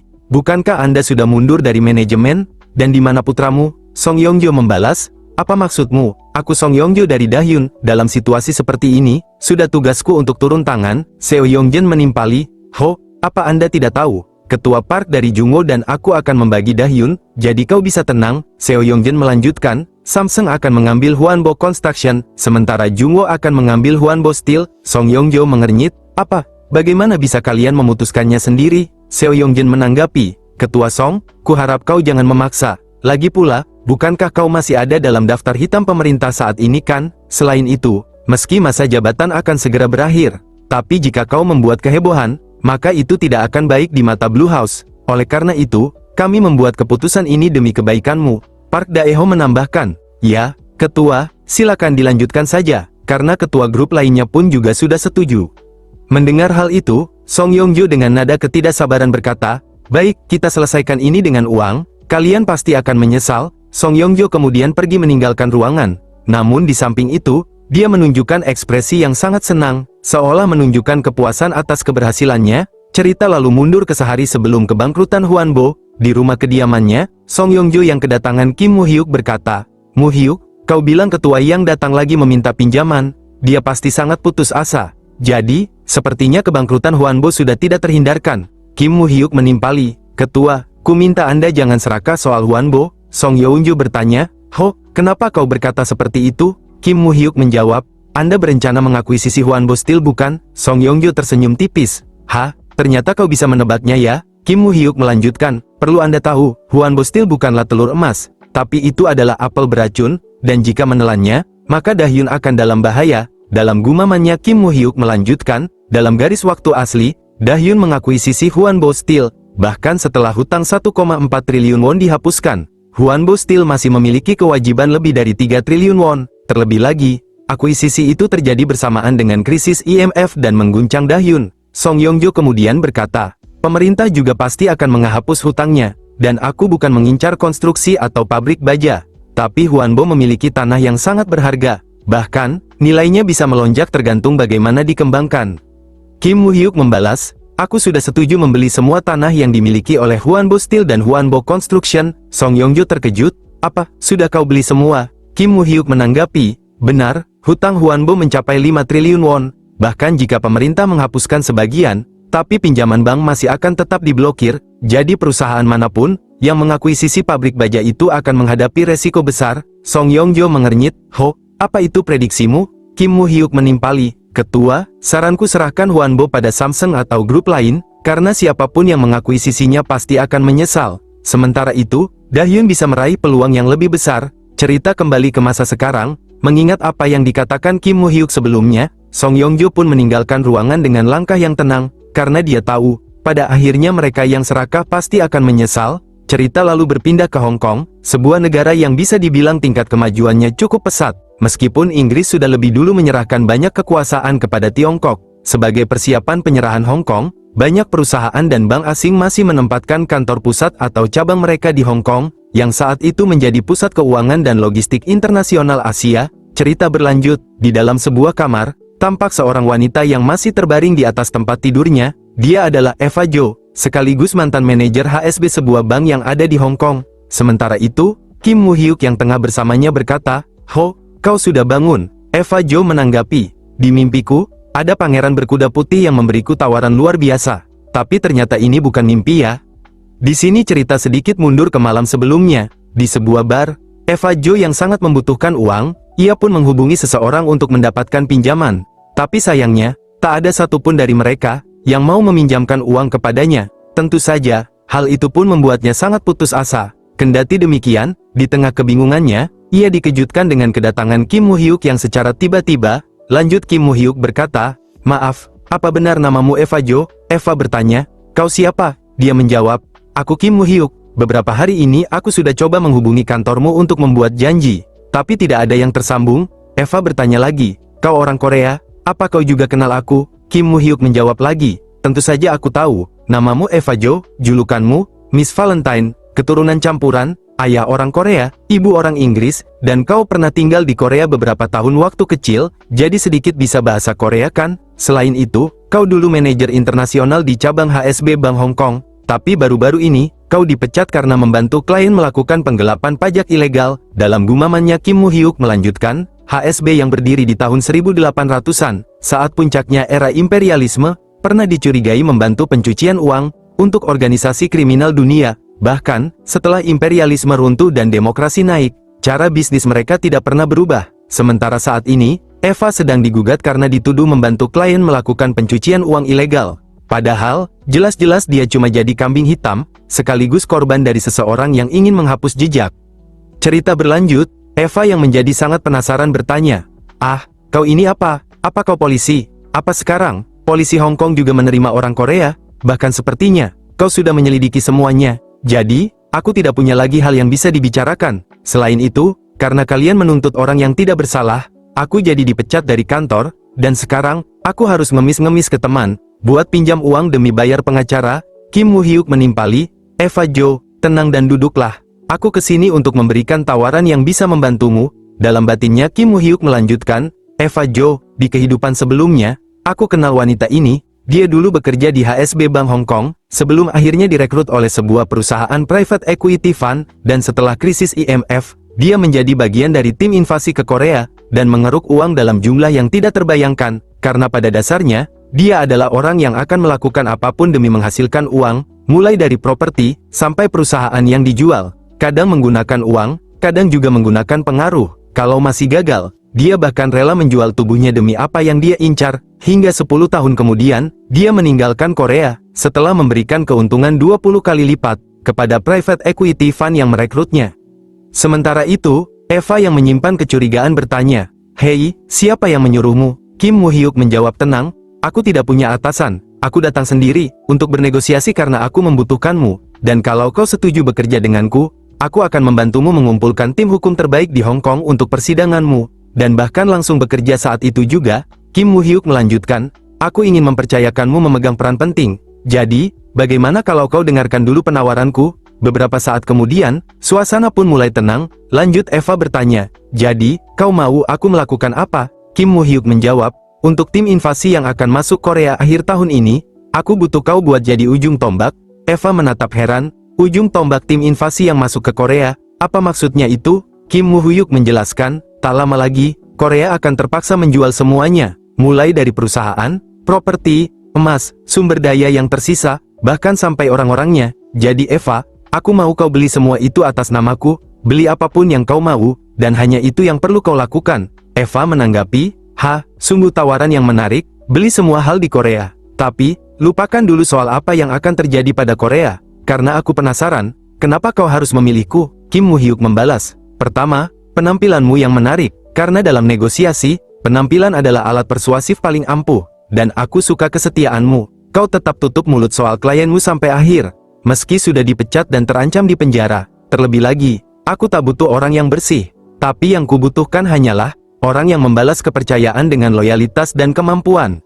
Eva tersenyum tipis, "Hoho, loyalitas dan kemampuan, aku suka itu. Jadi, nama perusahaannya apa?" Kim Woo-hyuk menanggapi, "Soal itu, nanti kau yang tentukan. Nama perusahaan yang kita bentuk di Korea, dan juga, perusahaan itu sahamnya akan dibagi ke total 5 firma investasi." Eva mengernyit, "Jadi belum ada persiapan apa-apa? Bukankah tidak ada perusahaan? Itu berarti tidak ada karyawan?" Kim Woo-hyuk menimpali, "Kau yang akan menangani semuanya, entah itu mau rekrut sendiri, atau ambil alih firma investasi di Korea, itu tergantung keputusanmu Eva. Tapi, aku cuma minta satu hal saja, membeli semua aset bagus sebelum hiena-hiena lain merebutnya." Eva bertanya, "Bagaimana dengan dana operasionalnya?" Kim Woo-hyuk menjawab, "Jangan khawatir, aku akan menyediakan sebanyak yang kau butuhkan. Kupastikan tidak akan kurang sedikit pun." Eva merespon, ini bagus, bahkan hampir terlalu sempurna. Tapi bagaimana aku bisa percaya padamu? Kau cuma orang asing yang kutemui hari ini. Kim Woo-hyuk menatap tajam, pilihan ada padamu. Entah kau percaya padaku, atau terus menghubungi orang-orang yang tercatat di bukumu itu. Eva membalas, baiklah, kalau begitu, mari kita saling mengenal lebih jauh malam ini, Tuan Kim Woo-hyuk. Cerita kemudian kembali ke masa sekarang, melihat Kim Woo-hyuk yang sudah berpenampilan rapi, Eva bertanya, oh, sudah mau pergi ya? Kim Woo-hyuk menjawab, yah, aku harus kembali ke Korea hari ini. Dia melanjutkan, oh ya, Eva, ambillah ini. Seketika Eva terkejut, wah, bukankah ini cek senilai 1 juta? Kim Woo-hyuk menanggapi, ini hanya uang muka. Pertama, selesaikan dulu persidanganmu dengan cepat. Hubungi firma hukum terbaik di Hong Kong besok pagi, idealnya kau akan dibebaskan. Tapi kalau dinyatakan bersalah, terima saja kalau hanya denda. Lalu setelah semuanya selesai, datanglah ke Korea paling lambat musim gugur ini, dan selama kau di sini, hiduplah dengan uang itu. Tak lama kemudian, Eva yang kembali terkejut berkata, wah, bukankah ini kartu tanpa limit? Apa ini benar-benar milikku? Kim Woo-hyuk menimpali, bukan, tapi itu milikku. Eva mengernyit, apa maksudmu? Kim Woo-hyuk membalas, saat kau datang ke Korea, aku akan uruskan kartu perusahaan yang lebih baik untukmu, dan kartu itu, aku cuma memberikannya untuk pemakaian sementara. Dengan gesturnya Eva menanggapi, terima kasih bos, sampai jumpa di Korea. Kim Woo-hyuk, dalam hati bergumam, aku akan menunggumu Eva, dan aku yakin, begitu regulasi Korea dicabut setelah IMF, dia akan bisa menunjukkan kemampuan sebenarnya. Sementara keadaan di Korea sendiri, kabar kebangkrutan Hwanbo Group telah mengguncang pemerintahan. Hanya beberapa hari setelah resmi bangkrut, ketua Yang Taeho langsung diselidiki dan ditahan. Bahkan, skandal itu menggemparkan dunia politik dan finansial, hingga memicu gelombang kebangkrutan perusahaan besar di seluruh Korea, dan pada bulan Maret, kejatuhan konglomerat peringkat 26, itu kembali mengguncang perekonomian. Dengan pemilu yang segera tiba, pemerintah berusaha menutupi krisis, dan makin menonjolkan pernyataan dari kepala IMF, yang menyatakan jika Korea tidak dalam keadaan krisis, sehingga pernyataan itu, menepis kekhawatiran publik sebagai sekedar gosip teori konspirasi. Namun para spekulan global, sudah mencium bau badai finansial di Korea dan Asia. Cerita berlanjut, setelah kepulangannya dari Hong Kong, Kim Woo-hyuk langsung menemui Kepala Jaksa Yoon Chang-ho. Sementara itu, Yoon Chang-ho yang membuka percakapan berkata, Ho, tampaknya akhir-akhir ini Anda sering mampir ya, padahal Anda sedang sibuk sekali. Kim Woo-hyuk menanggapi, Jaksa Agung Yoon Chang-ho, mulai sekarang, Anda akan lebih sering bertemu dengan saya. Lagi pula, Anda punya masa depan yang cerah. Yoon Chang-ho membalas, mendengar ucapan selamat dari Anda, rasanya benar-benar sangat berarti. Jadi saya ucapkan terima kasih. Kim Woo-hyuk dalam hati bergumam, tidak lama lagi, pihak kejaksaan akan memegang kekuasaan, yang belum pernah terjadi sebelumnya. Terlebih lagi, dengan krisis IMF di depan mata, aku butuh bantuan Jaksa Agung Yoon untuk memperkuat kendali. Kim Woo-hyuk lalu bertanya, oh ya, bagaimana dengan kasus Hwanbo? Yoon Chang-ho menjawab, sidangnya sebentar lagi, Blue House akan segera memberikan instruksi. Mendengar hal itu, Kim Woo-hyuk dalam batinnya bergumam, skandal itu membuat para direktur bank ditahan, bahkan, politikus dari kedua partai masuk penjara. Sementara itu, menjelang pemilu akhir tahun, situasi politik makin tidak stabil. Lanjut Kim Woo-hyuk berkata, ngomong-ngomong, saya dengar putra sulung Presdir terlibat juga ya? Yoon Chang-ho mengernyit, Anda sudah tahu, memang informasi Anda itu sangat akurat. Yoon Chang-ho melanjutkan, menurut kabar, dia menerima uang terlalu banyak untuk menutupi kasus ini. Oleh karena itu, penahanan sepertinya tidak terelakkan, tapi kami masih belum tahu maunya itu VIP apa. Kim Woo-hyuk menyela, jangan sampai Anda cuma jadi corong Blue House, tolong pikirkan jangka panjang. Dengan gesturnya Yoon Chang-ho menanggapi, masa jabatan presiden tinggal kurang dari setahun, tidak usah terlalu sungkan, tapi tetap saja, dia yang mengangkat saya, jadi saya akan main sesuai aturan. Setidaknya kelihatannya begitu. Kim Woo-hyuk merespon, saya percaya Anda bisa mengatasi ini dengan baik, jadi, ayo selesaikan kasus Hwanbo dulu. Tapi selain itu, saya dengar Jungwoo Group juga tidak jauh beda. Yoon Chang-ho sedikit mengerut, Jungwoo? Apa yang Anda maksud? Jungwoo Group yang bersaing di posisi 2 atau 3 itu? Kim Woo-hyuk dalam hati bergumam, saat itu, Jungwoo Group punya 40 anak perusahaan, aset 60 triliun won, 300.000 karyawan, dan menyumbang 7-8% ekspor nasional. Tapi setelah 1998, laporan keuangan palsu, dana gelap, dan korupsi pelan-pelan meruntuhkannya. Kalau ditunggu sampai saat itu, perusahaannya sudah tenggelam dalam hutang, tidak ada lagi yang bisa aku incar. Oleh karena itu, aku harus mempercepat langkahku. Lanjut Kim Woo-hyuk menjawab, benar, kalau dicari, pasti ada dugaan penggelapan besar-besaran, dan bahkan pelanggaran kepercayaan oleh para eksekutif. Yun Chang-ho merespon, tapi ini kasus yang tidak mudah. Kim Moo-hyuk membalas, tapi kalau Anda bisa menangkap Jung-woo sebelum runtuh, bukankah itu bisa jadi batu loncatan karir Anda? Selain itu, kalau para eksekutifnya dipanggil, bolehkah saya yang atur waktunya? Yun Chang-ho menanggapi, itu tidak sulit. Tapi, apa Anda berniat mengambil alih Jung-woo? Jika benar, maka targetnya sangat besar, jadi tentu tidak akan mudah. Kim Moo-hyuk menimpali, teman-teman saya yang tertarik, saya cuma ada di tengah-tengahnya saja. Yun Chang-ho menanggapi, baiklah, akan saya siapkan penyelidikan awal. Kim Moo-hyuk berkata lagi, Jaksa Agung Yun Chang-ho, perlu Anda pahami, peran Anda akan krusial ke depannya, mengingat krisis ekonomi ini, yang tidak akan berakhir dengan mudah. Terlebih lagi, dengan korupsi dan kebangkrutan perusahaan, kejahatan ekonomi akan terus muncul, tekanan politik juga akan sangat kuat. Jadi dalam situasi ini, kuharap Anda harus tetap tenang. Yun Chang-ho mengernyit, jadi krisisnya tak akan cepat selesai ya? Kim Moo-hyuk menanggapi, yah, ini akan mencapai skenario terburuk. Kalau Anda berdiri dengan teguh, dan menggali sampai ke akar, maka Blue House bisa jadi milik Anda setelah pensiun. Yun Chang-ho tertawa kecil, hahaha, berani sekali Anda. Lagi pula, mendapatkan posisi di Blue House saja tidak mudah. Kim Moo-hyuk, dalam batinnya bergumam, dengan dukungan publik untuk Jaksa Agung Yun, dia bisa mengincar jabatan presiden di masa mendatang. Tapi pemilu ini adalah piala beracun, dan dia harus menjauhinya. Singkat cerita, setelah berbincang cukup panjang, Yun Chang-ho pun memutuskan untuk pergi. Sementara itu, Kim Moo-hyuk yang mengantar kepergiannya berkata, Kepala Jaksa Yun, di pasar tadi ada apel enak, jadi saya bawa 3 box ke bagasi mobil Anda.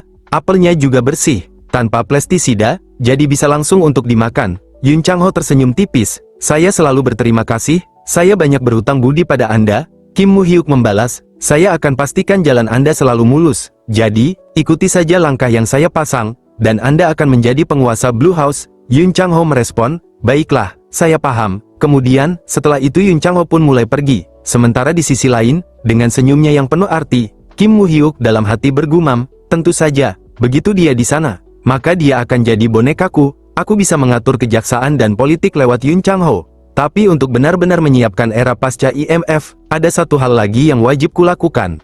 Cerita lalu berpindah ke sebuah gedung. Di sana, saat ini Cheon Tae-san tengah mengadakan sebuah pertemuan bersama dengan 5 pemilik perusahaan surat kabar terbesar di Korea, yang diantaranya Hwan Jukso dari Jushin Daily, Jung Baekso dari Daily Central, Kang Hak-seong dari Donghyang News, Jun Ji-sun dari Our People, dan yang terakhir, Park Jik-so dari Mainstream Daily. Sementara itu, Hwan Jukso yang membuka percakapan berkata, wah, sudah lama tidak bertemu. Jung Baekso menambahkan, Ketua Cheon, apa kabar? Cheon Tae-san membalas, kabarku sangat baik, bagaimana kabarmu? Selain itu, katanya kau sedang menyerahkan urusan pada anak-anak, dan santai-santai saja. Kang Hak-seong menimpali, bukankah sudah waktunya, orang tua seperti kita ini untuk mundur? Jun Ji-sun menyela, oh ya, saya dengar, Anda juga menyerahkan semuanya pada cucu Anda. Hwan Jukso menambahkan, katanya dia bukan orang biasa, banyak yang bilang, Ketua Yang dari Hwanbo sedang terpuruk. Cheon Tae-san menanggapi, haha, kebetulan dia juga ingin menyapa kalian semua,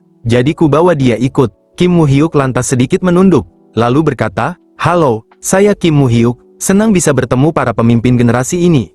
Dalam gumamannya Moo-hyuk melanjutkan, para laki-laki ini, mereka adalah pemilik surat kabar terbesar di Korea. Sebelum adanya internet, semua info publik datang dari media cetak dan siaran. Sikap editorial mereka membentuk opini publik, para pemiliknya menentukan nada pemberitaan. Dulu jadi alat rezim militer, kini pas memutarbalikkan opini demi keuntungan. Bahkan, mereka menganggap diri sebagai penguasa Korea. Sayangnya, itu hampir benar. Di Korea, surat kabar membentuk opini publik, dan jika bermasalah dengan mereka, maka berarti tamatlah riwayatnya. Bahkan krisis ekonomi saat ini pun tertutupi, karena mereka membutakan masyarakat. Tapi kalau aku bisa memanfaatkan mereka dengan benar, aku bisa mengarahkan opini publik sesuka hati. Lanjut Kim Moo-hyuk berkata, saya meminta kakek untuk mengatur pertemuan ini, karena saya ingin meneruskan hubungan yang pernah beliau miliki dengan Anda sekalian. Hwan Jukso menimpali, hahaha, kekuatan apa yang masih dimiliki orang tua seperti kami? Jung Baekso menambahkan, benar, karena kebanyakan dari kami sudah menyerahkan tanggung jawab pada anak-anak, dan hanya menikmati umur tua. Kim Moo-hyuk menanggapi, tapi menurut saya, Korea bisa bertahan sampai sekarang, itu berkat kepemimpinan Anda sekalian. Jadi bagi saya, mundur bukan berarti warisan kalian hilang. Kim Moo-hyuk sedikit menunduk, lalu melanjutkan, saya dengan tulus, meminta dukungan dari Anda sekalian. Kang Hakseong merespon, ya ampun, tentu saja, apalagi ini cucu ketua Cheon sendiri. Jun Jisun menambahkan, betul, kami juga menantikan kerjasama ini. Huan Jukso menimpali, sekalian saja, mari kita tukar kartu nama, hubungi kami kapanpun kau butuh. Setelah itu, mereka pun saling bertukar kartu nama, akan tetapi, betapa terkejutnya Kim Woo-hyuk, dikala melihat kartu nama yang kosong, bahkan di sana, hanya tertulis nama dari perusahaannya saja. Kendati demikian, Kim Woo-hyuk dalam hati bergumam, kartu nama yang kosong, berarti tak perlu perkenalan. Mungkin itulah maksudnya, kewenangan mereka sudah tak butuh nama, kehadiran mereka saja sudah cukup, padahal hanya 5 kartu, tapi beratnya sungguh luar biasa. Tapi bagiku, kartu ini adalah senjata, sarana untuk menggoyang opini publik di seluruh Korea, dan suatu hari nanti, kalian semua akan berlutut di hadapanku, sampai saat itu tiba, akan kupastikan, aku memanfaatkan kalian dengan sebaik-baiknya. Singkat cerita, beberapa hari kemudian, sidang pertama Yang Taeho pun akhirnya digelar. Di sana, jaksa penuntut umum dengan pemaparannya berkata, menurut para eksekutif perusahaan, bahkan dengan bantuan pemerintah, perusahaan itu hanya bisa bertahan beberapa bulan saja. Jadi ketua Yang, bagaimana pendapat Anda? Yang Taeho mendengus kecil, cih, aku pemiliknya, aku tahu soal uang, lagi pula, apa yang bisa dipahami para pelayan seperti mereka? Kendati demikian, perkataan itu menunjukkan, bagaimana cara berpikir owner konglomerat besar, ia menganggap dirinya sebagai pemilik, dan semua karyawan hanyalah pelayan mereka. Pernyataan berani itu, disampaikan saat sidang Majelis Nasional secara langsung di televisi, hingga tentu saja, hal itu pun memicu kemarahan publik. Cerita lalu berpindah ke rumah kediaman Ketua Song, dengan ditemani Kim Woo-hyuk, ia pun saat ini tengah menyaksikan persidangan tersebut dari layar televisi. Sementara itu, menyikapi pernyataan Yang Taeho yang arogan, Song Yong-jo yang tampak geram berkata, cih, orang itu masih belum belajar juga. Kim Woo-hyuk menimpali, sepertinya memang tidak akan pernah. Song Yong-jo merespon, yah, mungkin itu benar. Kim Woo-hyuk bertanya, ngomong-ngomong, bagaimana kabar Hwanbo Steel dan Construction? Song Yong-jo menjawab, soal itu, pemerintah memperlambat negosiasi dengan Samsung dan Jungwoo, dan mereka akhirnya setuju untuk diakuisisi tanpa keringanan hutang. Selain itu, aku sudah memberitahu para kreditur dan pemerintah sebelumnya untuk tidak khawatir, bahwa aku sendirilah yang akan mengambil alih, jika Samsung dan Jungwoo tidak melakukannya.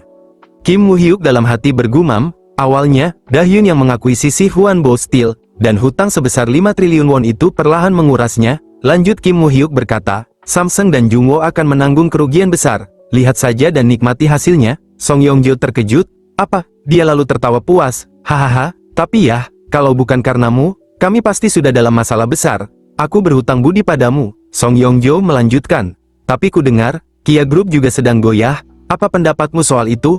Kim Woo-hyuk, dalam batinnya bergumam, Kia Group, konglomerat besar dengan anak perusahaan di bidang otomotif, industri berat, elektronik, dan puluhan ribu karyawan, tidak dikelola oleh keluarga, melainkan dijalankan melalui sistem manajemen profesional yang solid. Namun hal itu menjadi kelemahan, ketika bersaing dengan keluarga Chaebol, terlebih lagi, mengingat masalah arus kas yang parah belakangan ini memicu rumor kebangkrutan. Lanjut Kim Woo-hyuk menjawab, Samsung tampaknya sedang melobi keras untuk mengambil alih Kia Motors, dengan cara, menekan politisi dan bank agar menghentikan bantuan finansial. Dalam gumamannya Woo-hyuk menambahkan, lagu pula, ketertarikan Samsung terhadap Kia Motors, sudah lama menjadi rahasia umum. Sementara di sisi lain, Song Yong-jo, sejenak berpikir sebelum menanggapi, aku tahu, tapi tidak ada alasan atau cara untuk menghentikannya. Kim Woo-hyuk menimpali, Kia Motors pada akhirnya akan jatuh ke tangan Dahyun, jadi tak perlu terburu-buru. Dan untuk sekarang, biarkan saja Samsung bergerak lebih dulu, dan setelah pemerintah berganti, barulah kita bertindak. Lagi pula, bukankah pemilihan presiden sudah dekat? Song Yong-jo membalas, tapi bukankah sudah jelas, bahwa partai berkuasalah yang akan menang, oleh sebab itu, mereka tentu akan mendukung Samsung. Kim Woo-hyuk menanggapi, partai berkuasa akan terpecah, suara yang tersebar akan menguntungkan pihak oposisi, bahkan calon presidennya saja, berselisih dengan presiden saat ini bukan, jadi presiden kemungkinan besar tidak akan mendukungnya. Song Yong-jo dengan gesturnya merespon, meski begitu, mengganti pemerintah tidak mudah, ingat pemilu pertama setelah Republik kelima, semua orang yakin oposisi akan menang. Kim Woo-hyuk menyela, tapi suara mereka terpecah. Kalau aku harus bertaruh, kali ini aku pilih pihak oposisi. Song Yong-jo sejenak berpikir, pemerintahan baru ya? Kim Woo-hyuk berkata lagi, kebanyakan konglomerat, mungkin tetap bertaruh pada partai berkuasa, semakin cepat bertaruh, semakin baik hasilnya. Apapun keputusanmu, tolong jangan lupakan nasihatku. Song Yongjo menanggapi, baik, akan kupikirkan. Song Yongjo lalu bertanya, ngomong-ngomong, bagaimana kabar Hyunji? Kim Woo-hyuk menjawab, kami masih sesekali bertemu. Song Yongjo tersenyum tipis, temuilah dia lebih sering, karena masa muda tidak akan bisa kembali. Kim Woo-hyuk merespon, baik Ketua Song, saya mengerti. Beberapa saat kemudian, cerita berpindah ke dalam mobil. Di sana, Sekretaris Ma yang tampak penasaran bertanya, Tuan Muda, bolehkah saya bertanya? Kim Woo-hyuk menanggapi, yah, tanyakan saja. Sekretaris Ma melanjutkan, saya hanya penasaran, mengapa Anda begitu berupaya membantu Dahyun? Meski saya tahu, tentu ada sejarah antara Ketua Song dan Ketua kita, tapi di samping itu, kenapa Anda tampak sangat baik pada Dahyun? Kim Woo-hyuk menjawab, aku punya rencana untuk mengambil sesuatu dari mereka, dan sekarang hanya sedang menyiapkan dasar. Selain itu, aku juga ingin tetap dekat dengan Ketua Song, karena ada banyak keterikatan di antara kami. Dalam gumamannya dia melanjutkan, tentu saja, ada sesuatu yang ingin kudapatkan, Dahyun Semiconductor. Dalam beberapa tahun, perusahaan ini akan bergabung dengan Lucky Semiconductor dan pesaingnya, yang tak lain Samsung Electronics. Namun kemudian, mereka mengalami krisis likuidasi dan berpisah dari grup Dahyun. Di saat waktunya tiba, maka aku akan mengambilnya. Jadi untuk sekarang, hanya harus bersiap menghadapi perang semikonduktor di masa depan. Terlebih lagi, krisis itu terus meluas, bahkan grup Jinbok, yang dikenal lewat sojunya, dan Sangbo Food, toko roti terbesar di Korea, kini sudah mulai bangkrut. Selain itu, pada awal 1997, konglomerat besar pun mulai runtuh. Lalu saat Korea berada dalam krisis, aku memperhatikan Thailand, karena krisis finansial Asia dimulai dari sana. Maka serangan Wall Street pun sudah semakin dekat. Cerita lalu berpindah ke Amerika. Di sana, Han Kyong-yung yang menghubungi Kim Woo-hyuk berkata, Woo-hyuk, setelah kuselidiki, dana lindung di sana tampaknya siap menyerang BAHT Thailand. Kim Woo-hyuk membalas, yah, sepertinya memang benar. Kalau begitu, cocokkan posisi mereka dan mulai serangan juga. Tapi ngomong-ngomong, berapa banyak dana yang bisa kita gerakan sekarang? Han Kyong-yung menjawab, sekitar 5 miliar dolar, sisanya dalam bentuk saham. Kim Woo-hyuk menimpali, ambil pinjaman berbasis saham, lalu naikkan jadi 10 miliar. Han Kyong-yung merespon, baik, berarti kita akan ikuti langkah hedge fund kali ini. Kim Woo-hyuk menanggapi, untuk posisi utama, ya, tapi posisi lain, akan kugunakan lewat perusahaan berbeda. Selain itu, biarkan tim yang menanganinya, sementara kau tinggal tunggu perintahku, dan kita akan mengaturnya lewat 3 dari pihakku, 3 dari pihakmu, kita akan menaruh semua dana ke perusahaan itu. Han Kyong-yung mengernyit, apa itu berarti kita akan all in lagi? Han Kyong-yung menambahkan, hatimu terbuat dari baja apa ya? Apa kau tidak takut rugi? Kim Woo-hyuk menimpali, takut, tapi rasa takut saja tak akan memberiku apapun. Dalam gumamannya Woo-hyuk melanjutkan, mengetahui masa depan, bukan berarti investasimu aman. Aku sudah melihat bagaimana tindakanku bisa mengubah masa depan. Cerita kembali ke Amerika, di sebuah ruangan, tampak 3 orang pria yang tengah duduk bersama. Di antaranya, George Solas, Jose Alan, dan Matthew Martin. Sementara George Solas yang merupakan CEO dari Quantum Fund, dia pernah memprediksi kejatuhan pound pada tahun 1992, dan meraup 1 miliar dolar hanya dalam 1 hari. Bisa dibilang, dia adalah legenda yang dikenal ahli membaca pasar global dan psikologi manusia. Sementara itu, Alan dengan gesturnya bertanya, "Hei, George, apa kau yang jadi penggerak utama lagi untuk serangan terhadap BAHT kali ini?" Solas menjawab, "Tentu saja itu aku, kalian tinggal ikuti langkahku." Martin menimpali, ngomong-ngomong, kudengar di Meksiko dan Jepang, ada kelompok tak dikenal yang meraih untung besar. Kalau tidak salah, nama mereka Dream High Investment. Alan merespon, oh, mereka, ini perusahaan baru, tapi kinerja solid. Meskipun akhir-akhir ini sepi, tapi mereka hanya berinvestasi di bidang saham. Tentu saja, mendengar hal itu membuat Solas sangat kesal. Kemudian, dengan nada ketidaksabaran Solas berkata, meski begitu, tapi mereka ikut masuk ke jebakan kita, dan menyapu semua keuntungan. Dasar serigala lapar, mereka pasti akan ikut kali ini juga. Martin bertanya, kenapa kau begitu kesal? Mereka kan cuma anak-anak, dan bukan pesaing kita. Alan menambahkan, siapa pemilik perusahaan itu? Solas menjawab, James Han yang menjalankan. Tapi orang bernama Charlie Kim memiliki 99% sahamnya, dan yang kita tahu, dia adalah orang Korea. Aku sudah mencari tahu, tapi tak menemukan apapun yang berguna tentang dia. Martin bertanya lagi, orang Korea? Apa ada investor Korea yang cukup berani untuk terjun ke permainan ini? Solah membalas, kurasa ada yang janggal, dan karena aku yang akan memimpin serangan ini, jadi ku minta kalian awasi Dream High. Kalau mereka mengambil posisi berbeda, maka kita akan butuh rencana baru. Alan menimpali, Hei, Jordan, kenapa serius sekali? Lagi pula, bukankah kau ini orang yang menjatuhkan Bank of England? Solas menghela nafas, mereka selalu satu langkah lebih cepat dariku. Mengingat pada kejadian peso Meksiko dan yen Jepang, mereka selalu masuk lebih dulu dan keluar lebih cepat juga. Aku jadi penasaran, siapa sebenarnya Charlie Kim itu? Sementara di sisi lain, Kim Woo-hyuk yang tengah mengamati suasana malam di Korea, tiba-tiba ia merasakan telinganya yang gatal. Lanjut dia berkata, "Hah, ada apa dengan telingaku? Apa mungkin ada seseorang yang sedang membicarakanku?"